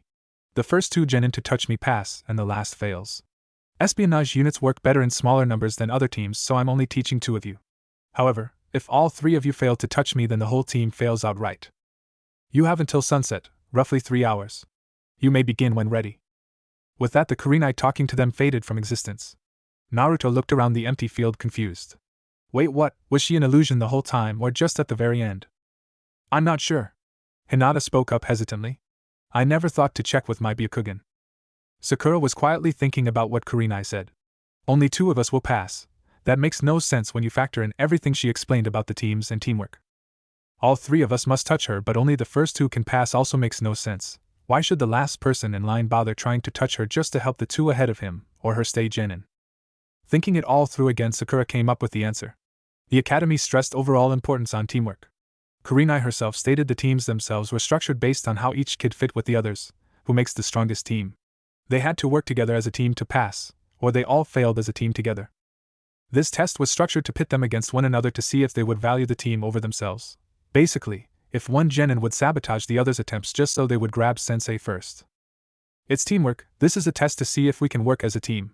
Sakura explained out loud to Naruto and Hinata. But sensei said only 2 of us can pass? Naruto questioned confused. Hinata nervously tapped her fingers together and explained. Sakura is right, Naruto-kun. I'm sure of it too. It's the only answer that makes sense, otherwise the third person who has yet to touch Kurenai won't bother trying, thus the whole team fails. Naruto thought it over and agreed. Honestly, had both girls touched Kurenai-sensei before him, he still would have gone all out just to prove he could also grab her. Still, it didn't solve the problem of actually finding their sensei to grab hold of. Looking to Hinata, the Jinchuriki asked, Can you find her with your Byakugan? The girl was already looking around trying to do just that. It didn't take her long to spot the Genjutsu mistress sitting cross-legged under a naturally made overhang at the bottom of a small stone hill. Hinata quickly relayed what she was seeing to her 2 teammates. Well, I seriously doubt we could simply charge her and win. Sakura thought out loud. Let's compare notes, and see what abilities we can use. Sakura proudly proclaimed her knowledge and strengths with the Academy's big 3, clone, substitution, and transformation jutsu, plus she was the best trap maker in class next to Sasuke. Hinata kindly explained that she was proficient with the big 3 as well, plus her Juken. Naruto happily said he was very good with clone and transformation but not so much with substitution, plus, he had the shadow clone, shadow weapon clone, giant shadow weapon, divine embodiment jutsu, rolling worldview and false visual genjutsu. He also explained about his exploding shadow clone jutsu but said it was too dangerous to use unless there was a safe way of factoring it into a plan. 2. The pinkette gave her blonde teammate an envious look. Since when did he get an arsenal of jutsu? Hinata just looked at her blonde heartthrob in complete awe. Naruto-kun is so amazing. The 3 genin hashed out their idea and plan of attack. As when they crept through the rocky terrain heading for their sensei. The kids laid on their stomachs looking over a small hill towards the raven-haired jounin. Like Hinata had explained, she was sitting with her back to a straight slab of stone reading a book. Sakura grumbled something inaudible when she saw the cover. What's wrong? Naruto asked in a whisper. It's nothing. Sakura whispered back. That book she's reading is a really popular true story romance novel that my mom also likes. The problem is it was aimed at kunoichi, so possesses a lot of shinobi terminology and lingo. My mom constantly bugs me with questions about stuff she reads and wondering if some things the shinobi do are actually possible. It's really annoying. What's the book called? Hinata quietly asked. Love Between Nations. Sakura answered, still whispering. It's about a rock jounin that fell in love with a sand chunin he captured during the Second Shinobi War. They tried to run away together and join up with Cloud, but the Reikage betrayed them both. Some bid for a peace treaty that failed, and Hidden Rock executed the jounin before handing the chunin back to Hidden Sand. It's very tragic. The author is the son of both the Sand Chunin and Rock Jounin. That sucks. Naruto said, summing up the book nicely. Asshole Reikage, you should never trust Cloud Ninja, or Rock Ninja for that matter. Sakura said nothing as it didn't real matter at this point. The pinkette had a clearer understanding since she had read the book. The Reikage had been hoping that his actions would lead to a ceasefire with Hidden Rock. Instead, all it did was lead to a ceasefire between Sand and Rock. That Tsuchikage executed the jounin and traded the chunin back to Sand so they could execute their own traitor. But the Kazekage gave the kunoichi the benefit of doubt when she explained that it had all been a trick to escape and return home. She had been forced to denounce the man she loved most of all while pregnant with his son, just so they could both live. After she died, the boy published the book in hope of honoring his parents' forbidden love. He was a civilian that lived somewhere in the land of tea. Alright, remember the plan, Naruto said as he slowly began making his way towards his sensei. Kurenai was just getting to a good part in the story when she felt the presence of her squad. Well damn, guess I could just be like Kakashi and Red while fighting, but Jukin hurts like hell. The Jounin put her book away and stood up stretching while discreetly sensing out for chakra signatures. Just Naruto. I was hoping they would figure out teamwork was most important, but it feels like he split up from the girls. With the way Naruto and Hinata help each other battling Mizuki, you'd think, oh, there's the girls. I'll play along to see where this might lead. Faster than most eyes could follow, Kurenai spun around and caught Naruto's wrist easily as he tried a surprise attack. The boy tried to pull himself in to kick the woman in the shoulder, but the Jounin flung him away with little difficulty. Sakura and Hinata appeared behind the raven-haired woman just as she let the Jinchuriki fly. Quick as lightning, the Jounin jumped away to avoid a Jukin strike to the spine that would have temporarily paralyzed her. The two young kunoichi charged as Naruto returned to their side. This would appear to be a rather straightforward attack, Kurenai thought, smiling. However, appearance can be deceiving. An explosion came from behind the hill she had been resting under as one of Naruto's hidden exploding shadow clones detonated. The entire hill began falling over as the shockwave shook the entire training field. Kurenai thought frantically as she backpedaled. Son of a bitch, Iruka hadn't been exaggerating one bit. These kids are going to kill me one day. The woman watched as the three clones in front of her were buried under tons of rock and rubble. The two transformed to look like the girls smiled and waved as they were crushed. A thick cloud of dust and dirt covered the entire area as Kurenai began coughing while trying to look around. She felt a sharp pain in both of her thighs that was easily recognizable as Jukin strikes. The Jounin grimaced and began trying to leap away to get her bearings back. The dust appeared to be getting thicker as Kurenai's coughing lessened. Nice try, Naruto, the Jounin kunoichi thought as she broke the illusion. Casting a false visual command against me to continuously be blinded by the dust while I was distracted by the explosion was smart, but you still have a lot to learn about Genjutsu combat. As the illusion vanished, the Jounin found herself being charged by all three of her genin, apparently the real ones this time. Naruto came at her head-on with Sakura on the left and Hinata on the right. All three had at this time passed the teamwork test, but the woman wanted to see exactly what they were capable of. Grabbing Hinata's outstretched left arm as the heiress tried to juke in her sensei's abdomen, Kurenai threw her into Naruto's chest while back-flipping over Sakura, who was coming in low at the ground, and gained some distance. So far I'm not overly impressed by their individual and group hand-to-hand tactics and skills, the woman thought as she looked down at her right foot, amused. However, their individual abilities are pretty good. I'm guessing Sakura did this since her records say she had top marks in both books and traps. A thin wire snare was wrapped firmly around the woman's right ankle. Sakura had purposely come in low so Kurenai would back-flip in the direction the pinkette wanted. The red-eyed Jounin was about to snap the wire when she felt someone's small leap on her back while wrapping their arm around her neck. I completely missed that, Kurenai thought, amused as she looked over her shoulder and into the grinning face of her tallest female student. It wasn't Sakura that leaped at my feet but another transformed clone of Naruto. Hurry up, Naruto, grab her while she's pinned, the girl screamed right in her sensei's ear. 0W. Kurenai thought as she flipped Sakura over her shoulder, throwing the pinkette hard into the arms of the onrushing knucklehead. Naruto skidded across the ground on his back, protecting the girl from the rocks and rubble as Hinata leaped over her teammates and pressed an attack all by herself against the Jounin. Ducking and weaving, Kurenai analyzed the young heiress's taijutsu. She's definitely light years ahead of both Naruto and Sakura, which sadly isn't saying much. All three need help in hand-to-hand combat. Sakura needs to get better stamina and Naruto needs better technique. Hinata's technique seems more forced and rigid than what I was expecting. It's possible the standard Jukin doesn't work well with her body type. Didn't someone mention Hitomi had the same problem in her youth maybe? I'll have to talk with Hayashi at some point, it seems. Growing tired of the exchange of fists, the older woman spun around Hinata, grabbed a fistful of baggy jacket, and tossed her towards the returning Naruto and Sakura. The boy appeared to learn from his mistakes and centered his feet before catching the girl. Unfortunately, he decided to wrap his arms around the Hyuga's waist, allowing her legs to wrap around his hips. This action placed his face directly in the middle of the mortified girl's more developed than average chest.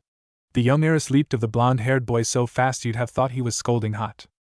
With a blush that scared Kurenai into thinking she would faint dead away, Hinata looked at Naruto while hugging herself tightly, saying, I'm so sorry Naruto-kun.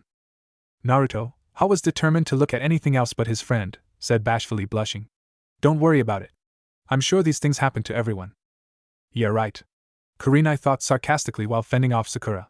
If the men in my life find out I helped my only male student Kappa feel, they'll never let me hear the end of it, not to mention what Hayashi will do to me. Hey lovebirds! Sakura screamed while attempting a roundhouse kick to her sensei's temple. We're still in the middle of a fight. Get over here! Both Hinata and Naruto snapped out of their embarrassed state at Sakura's scream. Rushing quickly as possible to the girls' side, both got back in ready positions. Kurenai looked them over up and down, judging their physical status. Sakura's red shirt dress was covered in dirt, and had a small tear on the left shoulder. The pinkette was also huffing and puffy as if she had just sprinted a mile.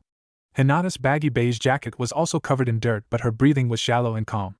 Naruto's orange outfit was easily the dirtiest of all. Skidding across the ground earlier had torn a small hole in the left sleeve. Other than that, he was smiling happily and didn't appear to have even broken that much of a sweat. Kurenai ran through hand signs while calling out, "Genjutsu art, hypnotic body armor."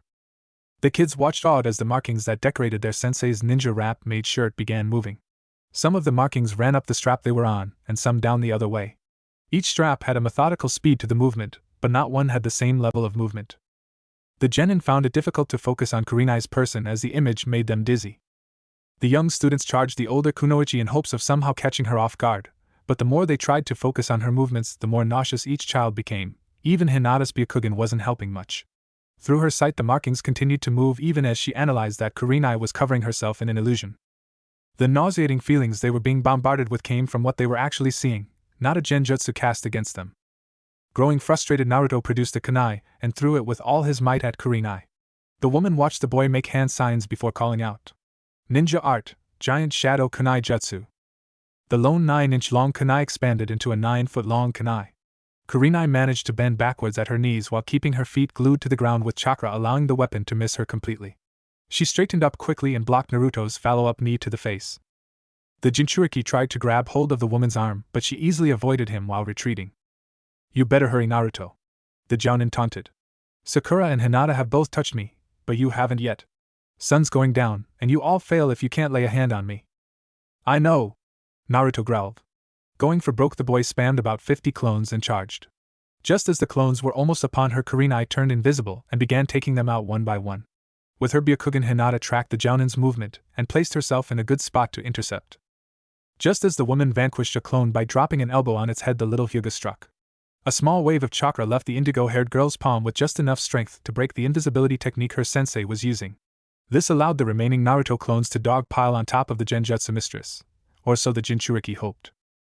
"It won't be that easy, Naruto," Kurenai called while casually standing 10 feet away from the dust cloud the boy had created with his dog pile. The moment Hinata had disrupted her invisibility technique, she substituted with a clone at the edge of the pack and retreated. "You'll have to come up with something better than that." Sakura and Hinata had regrouped and were silently going over possible plans of attack. The pinkette urgently whispered to the Hyuga, "Maybe if we all tried transforming into each other we can confuse." However, the plan died on the girl's lips as she saw what emerged from the dust cloud. Sakura, Hinata, and Kurenai looked on, stunned, speechless, as a completely necked version of the Jounin sensei strutted out onto the battlefield and blew her real self a kiss. As the shocked and embarrassed woman looked on, Naruto came up behind her and wrapped his arms around her waist. "Ha! Got you, sensei!" The woman looked behind her at the young prankster, still shocked.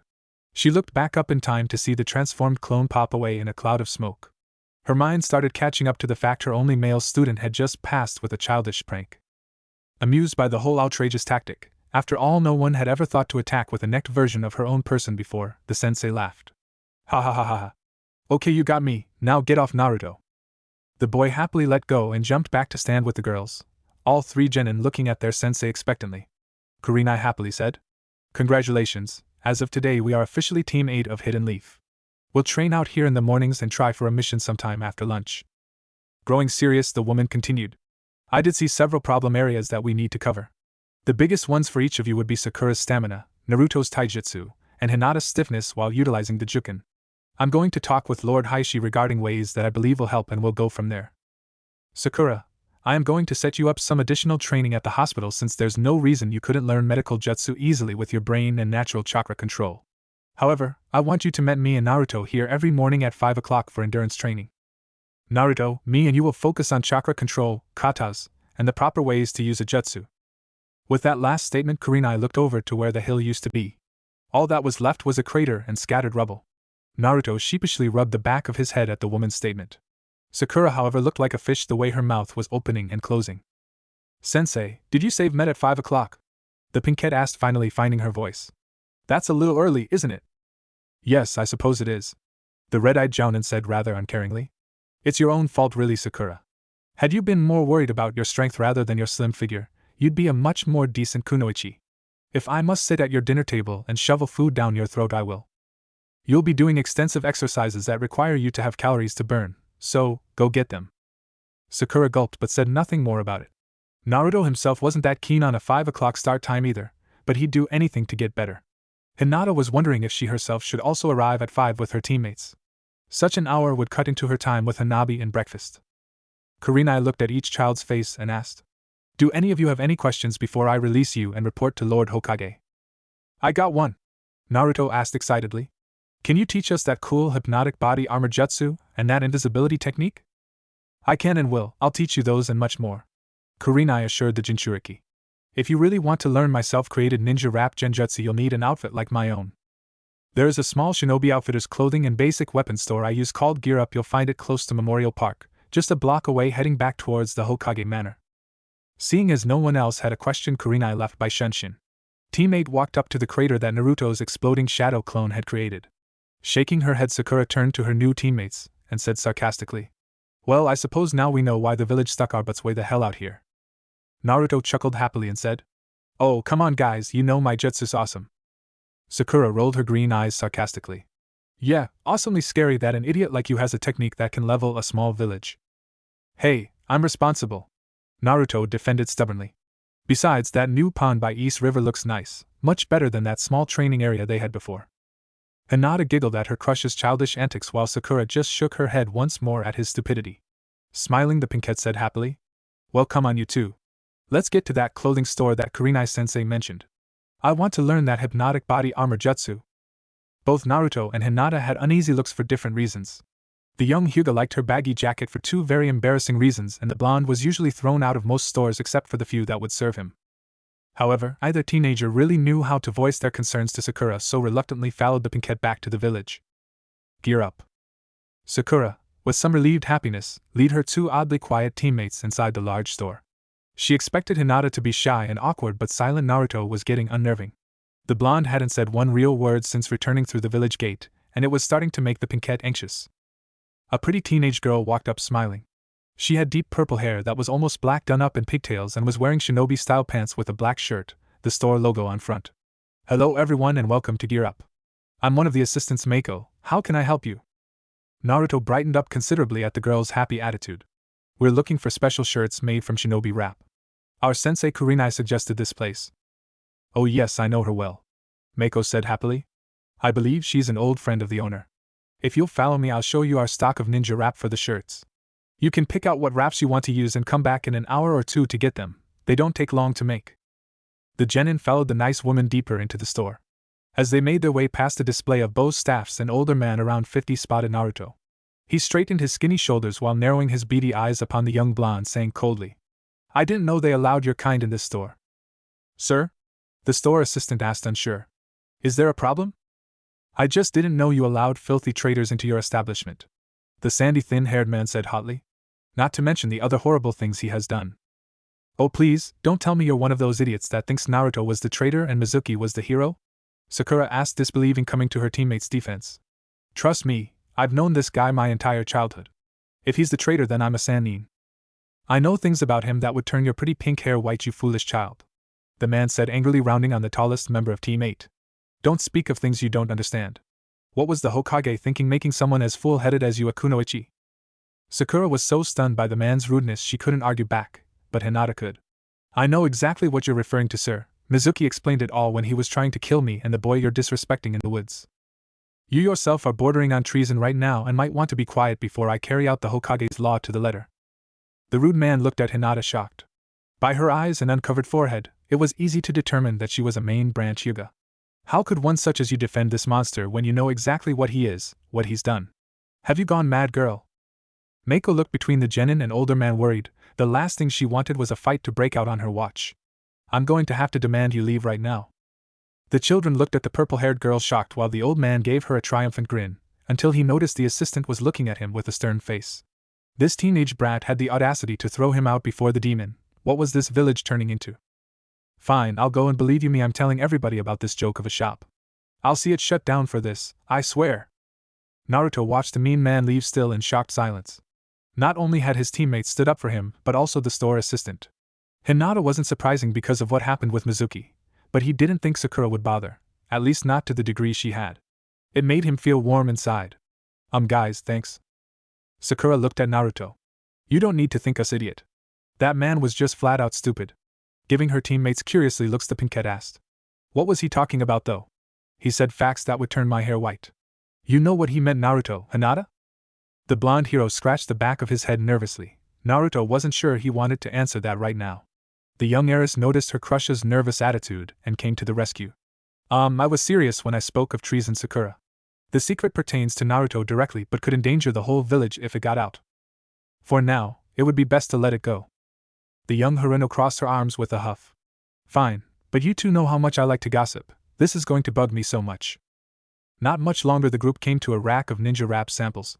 Looking around, the young genin saw several with traditional designs similar to their sensei's, but also some that had more personality.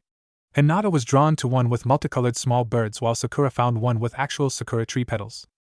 Naruto, however, found one that was a little more daring, at least for him. The strap he was looking over was covered in what was easily distinguishable as fox footprints. Mako noticed what Naruto was looking at and came over. Oh yes, possibly one of our least favorite sellers for obvious reasons. We actually sell it in a variety of colors. Well, actually changing the strap coloring isn't so hard really, just a basic chakra control technique. What you see on display is just the most appealing color. Does it come in an orangish red? Naruto cut her off, determined, thinking. If people want to associate me with the damned fox, I'll give them a reason. The assistant was taken back for a second because of such an unusual request but quickly recovered. Yes, like I said, changing the color is a simple process. Is this the wrap you want for your shirts? Not just shirts, Naruto said excitedly. I want to cover myself from wrists to ankles, a complete suit made of ninja wraps. Somewhat unusual but doable, Mako explained while playing with her dark purple pigtail braid. Making the actual outfit is simple since we just sew it over pre-made fishnet underarmor. The wraps themselves have metal mesh sewn into them, already making them like cloth armor. The fishnet just provides the actual form and extra protection from small weapons. When most people get ninja wrap articles of clothing, it's usually just arm or leg guards. Not many want entire articles of clothing made from wrap. Still, an entire suit won't take but a few minutes with chakra control applications. A store secret I can't go into. What are your sizes? Naruto went ahead and paid for the suits after giving the girl his sizes. The teenage assistant walked up to Hinata to see if she needed anything. The young heiress showed her the colorful bird-decorated cloth and asked, Can I get 5 long-sleeved shirts made from this? Only I want the birds to match my lavender eyes. Also, the same kind of ninja wrap shorts Karina Yuri wears. Mako wrote the order down on her pad as well the heiress's sizes and walked over to Sakura. The Pinkette had found a different wrap design that she liked better. Seeing the assistant approach, she inquired. This wrap has a design of a continuous vine traveling over it with red rose blossoms. Can I have the green vine turned into brown bark and the rose blossoms turned into sakura tree blossoms? I'll keep my black shorts though. The assistant happily wrote the order down as well and took each child's advance payment. It was unfortunately, but these purchases were non-refundable as the articles of clothing made became permanent. Mako explained their orders would be ready in an hour or so and to come back later. Teammate left back out into the street, not really knowing what to do. You guys want to go grab dinner? Naruto volunteered. There's a restaurant close that Choji likes, Yakiniku, or we could go get ramen. Sakura was about to say no until she remembered Kurinai's warning about calorie intake. The Pinkette shrugged her shoulders and said, I'm down for Yakiniku. Hinata was torn between her own like of ramen and love of the boy she knew wanted Ichiraku, against the fact if she agreed with the blonde Sakura would embarrass her by saying she only wanted ramen to make her crush happy. A little reluctantly the heiress spoke. I'm also good with Yakiniku. Naruto sighed a little disappointedly but resigned himself to a ramen-less dinner. Yakiniku it is. Walking 2 streets over, the kids came to the restaurant. It had big open windows and a lovely atmosphere. Walking through the front door, they asked the hostess for a table. The older woman took one look at Naruto and was about to throw the genin out until she took a closer look at Hinata. The Hyuga were part owners in the establishment, and she didn't want to anger her bosses by kicking out the clan heiress. Reluctantly, she showed them to a table while allowing her distaste to be known. What a rude woman, Sakura commented angrily, throwing her hair over her shoulders. The Pinkette sat down across from Naruto and Hinata. I wonder what her problem was. Hinata shrugged, not getting it either.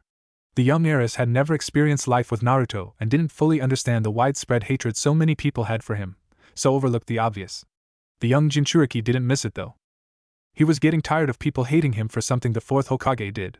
Not that he hated the man, but it was hard to have some resentment. A waiter walked over with menus for everyone.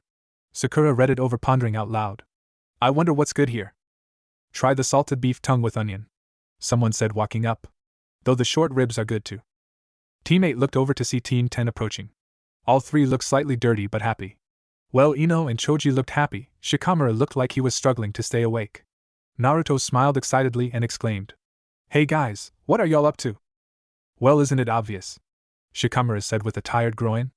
Naruto could be way too loud and obnoxious at times, and the Nara just knew Ino and Choji would want to set with the other Genin team. We just passed Asuma-sensei's damned exhausting test, and now we're hungry.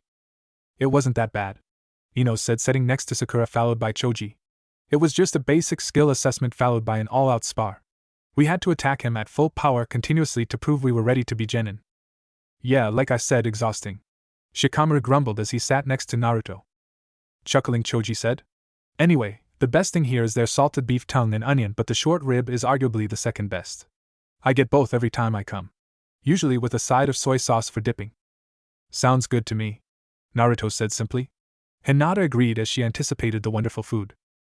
Ino began scanning the menu for a salad along with Sakura, until the Pinkette remembered Kurenai's warning about force feeding. She placed the menu down, resigned to the tummy ache that was coming. Just order a large helping of tongue and ribs for the whole table to share. Really? Ino exclaimed. Have you finally given up on Sasuke-kun? Never, Ino pig. Sakura shot back. Kurenai-sensei just threatened to force feed me if I didn't stop dieting. I'm quite sure she meant it to. The Yamanaka was surprised by this but was interrupted by the waiter returning. Are you ready to order? Yep, Choji said for everyone. Thinking about the pink-haired Kunoichi, the boy ordered. We'll have 2 extra large orders of salted beef tongue, short ribs, vegetables, and plenty of onion with 2 large pots of honey green tea. I'll take the blue cheese salad, Ino said quickly. 3. The waiter left to place the order and soon returned with seasoned raw meat and Ino's salad. He prepared the chakra grill on the table after placing a teapot at either end, leaving with a bow. If you need anything else, please let me know. The Genin silently volunteered Choji to be the table's chief since he knew what he was doing. However, Hinata grabbed the vegetables and started grilling them herself. It wasn't long before everyone had a plate full of food. Naruto grumbled to himself when his lavender-eyed teammate placed a generous portion of the grilled green-hated enemy on his plate. Like most little boys, the Jinchuriki avoided vegetables at all costs, unless Ichiraku snuck them into his ramen when he wasn't looking. You need to eat vegetables, Naruto, Hinata said somewhat sternly. If you don't, you'll never reach your full height. Do you want to be short forever?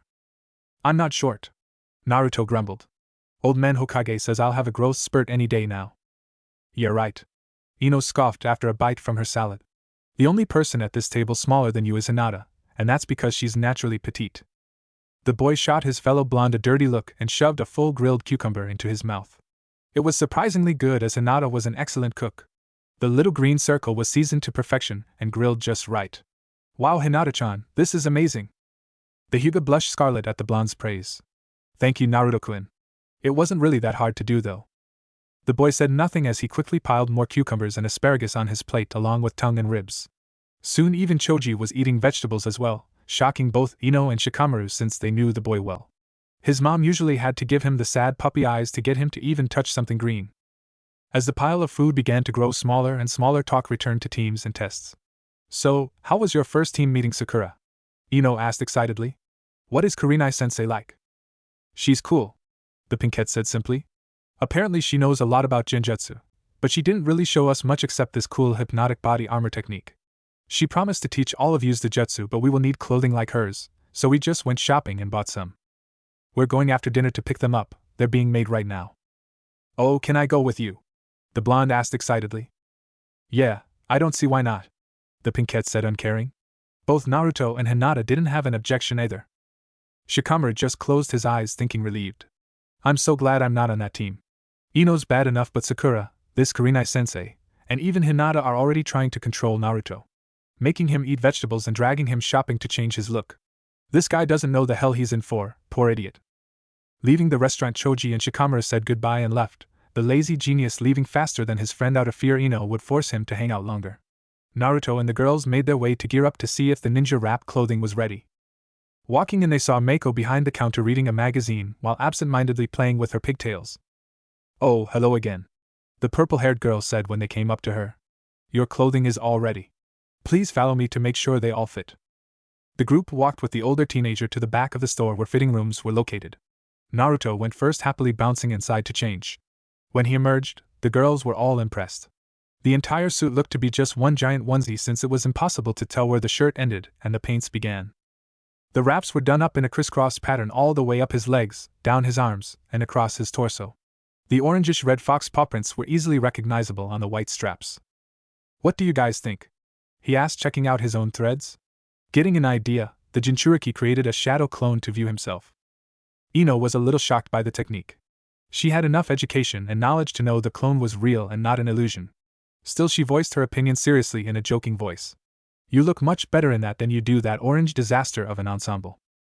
"Yeah, I got to agree with Ino on this one," Sakura said, looking her teammate up and down. "It's a definite improvement." Hinata looked at the clothes a little concerned. Unlike her two fellow kunoichi and the store assistant, the Hyuga heiress understood the symbolism of the fox footprints. Still, the outfit did look much more professional than the jumpsuit, so she smiled approvingly. Seeing as the girls all liked it, Naruto returned to the changing room to put his original outfit back on. Store policy was you couldn't wear clothing purchased out the door. Sakura decided to go next after the blonde boy. It didn't take her long to emerge in her new threads. Like Naruto, the straps were done up in a crisscross pattern, but the sleeves only went to just past her elbows. The sides of the shirt hung down to the bottom of her black shorts just above her knees. The pinkette's collar was a V-cut that showed the fishnet armor underneath. The redesigned image of a continuous tree branch and sakura blossoms looked beautiful going along the straps. "Well?" the pinkette asked, striking a pose with her left hand behind her head and her right hand on the hip. "You look great, Sakura!" Naruto exclaimed happily. Ino and Hinata both gave nods of approval, and the young kunoichi returned to the dressing room to put her red dress back on. Next was the young Hyuga herself. Meiko stood off to the side, trying not to laugh as the shy girl walked into the dressing room. The three remaining genin waited outside what seemed like 10 minutes before Sakura impatiently shouted, "What's taking you so long, Hinata?" "I'm not coming out," came the young girl's nervous reply. The older teenage assistant snorted and covered her face with both hands. "Oh yes you are," Sakura shouted back. "We all showed off our outfits and now it's your turn." "Yeah, Hinata," Naruto said encouragingly. "If there's something you don't like, we can always have it fixed." "Okay," Hinata called, unsure after another minute. "I'm coming out." Slowly the changing room door opened and the heiress reappeared. Just like her teammates, the wrap was done in a crisscross pattern with the lavender birds drawn all over the surface. Unlike Sakura, her ninja wrap shorts were much shorter, stopping at the top of her thighs like Kurenai's. The sleeves of her shirt also went to the palm of her hands, with the crook of the girl's thumb covered by wrap as well, the thumb and four fingers still fully exposed. The same V-cut the pinkette had was also at Hinata's neckline, showing off the fishnet armor. However, thanks to the indigo-haired girl's natural-born attributes, the material fit her form much tighter than her two friends, showing everyone exactly what her baggy jacket had been hiding for the last few months. Hinata tapped her fingers together nervously before folding her hands behind her back, fully showing the uniform off. Mortified, the Hyuga asked, blushing, "So, how do I look?" Ino thought, stunned. "How is this fair? She gets the Byakugan and those. If Juken doesn't work, she can always smother her enemy to death. Seriously, how does she not have back problems?" Sakura was looking between her two teammates while remembering the incident that happened during the teamwork test. "Thank you, higher powers, Hinata doesn't have a thing for Sasuke-kun. Honestly, I wonder what's going through that blonde prankster's head right now." Naruto stood petrified, trying to find the words to not sound like a pervert. He hated perverts. However, as he took in his shy teammate's figure, his mind kept going back to the teamwork test incident. So squishy and soft. I had no idea. Mustn't look, focus on Hinata's eyes, her nose, her mouth, anything above her neck. Look up, dame's stupid eyes, look up already. I have to say something nice, damn it. You ella look ella lovely, Hinata-chan, real big beautiful." The boy stumbled out with a bright red blush, finally tearing his eyes upwards to the young heiress's face. Meiko stood off to the side, laughing silently while desperately staying upright. These guys were the best customers she ever had. Having gotten Naruto's compliment, Hinata bolted back into the changing room, desperately hugging her beige jacket. Silently the genin left the store. On the way out, Naruto bought a pack of Saban needles because he had never seen any before, also because he wanted something else to focus on besides the image in his head. The four genin said goodbye and left to go their separate ways. Jounin Lounge. Kurenai sat drinking her sake in a corner table while waiting for some of the other sensei. She knew it wouldn't be much longer. A few had given their teams the final exam today, but most would do it in the morning. The Genjutsu mistress was wondering who all passed so far. "Hey Kurenai!" The raven-haired woman heard someone calling. Looking towards the door, she saw Anko Mitarashi walking in from outside. "Hey Anko, just have dinner?" Kurenai asked curiously. "Just sweet dumplings and red bean soup," was the snake mistress' reply as she grabbed the bottle of sake. "Still waiting on the others, I see. How did your team of espionage experts do?" "They did okay, but there's definite room for improvement," Kurenai said, taking her bottle back. "Get your own." Anko smirked at her friend while signaling the bartender for a bottle. "So, battlefield confession, spill. Not much going on in that department," Kurenai answered honestly. "If anything, Naruto's trying to get to know Hinata better, so they're talking more, but not much else." "Oh, come on!" the special jounin whined. "No kissy smoochy smooch. Nothing at all." The sensei of Team 8 shrugged her shoulders, uncaring. It wasn't like Kurenai herself hadn't been hoping for fireworks as well, mainly because the jounin was always rooting for Hinata, but that didn't mean she wasn't a realist. Both kids were still a young 13 and had plenty of time for sugar-sweet nothings. Both women looked up at the sound of the door to see both Asuma and Kakashi enter. The two men came and sat with the two women, Asuma next to Kurenai and Kakashi next to Anko. The snake mistress slithered up to the famous copy ninja and wrapped her arms tightly around his torso. "Hello Kakashi-kun." "Anko, lovely as always." "Kurenai, the same," the masked man said offhandedly. "Always such a charmer, Kakashi," the red-eyed Kunoichi said sarcastically. "Please stop, you're making me blush." "Hey," Asuma said in mock outrage.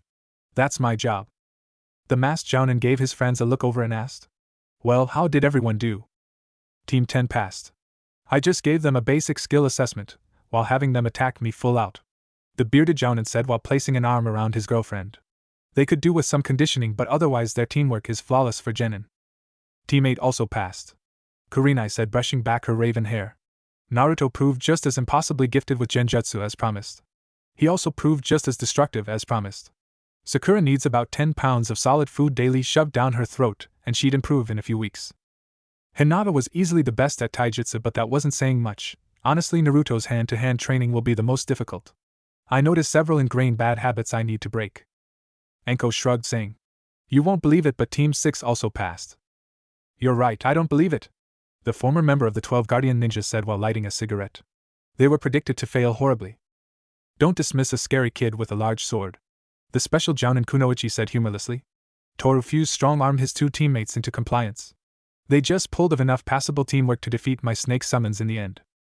"You should have given them a harder test, Anko," Kakashi reprimanded while signaling the bartender to bring him a bottle. "Those three aren't ready for the shinobi world. Maybe Toru, but not Hibachi Adachi or Amisida." Kurenai looked at the snake mistress sadly.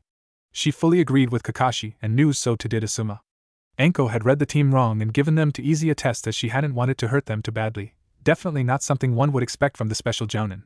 The red-eyed woman asked cautiously, "What did Lord Hokage say when you told him?" "He told me pretty much what all of you have said so far," the woman explained, pulling off her coat, exposing her tight form-fitting fishnet shirt. "Told me to whip Hibachi and Ami into shape pronto. They will be doing D-rank missions for a while." Sighing sadly, the soft brown-eyed woman finished. "That also means I'll be doing nothing but supervising D-rank missions for a while." "Suppose you'll give Team 7 their test in the morning, right Kakashi?" Asuma asked his old friend. "I told them in the morning, but really sometime around noon," the famous man said with an eye smile. The four friends continued talking about their students late into the night.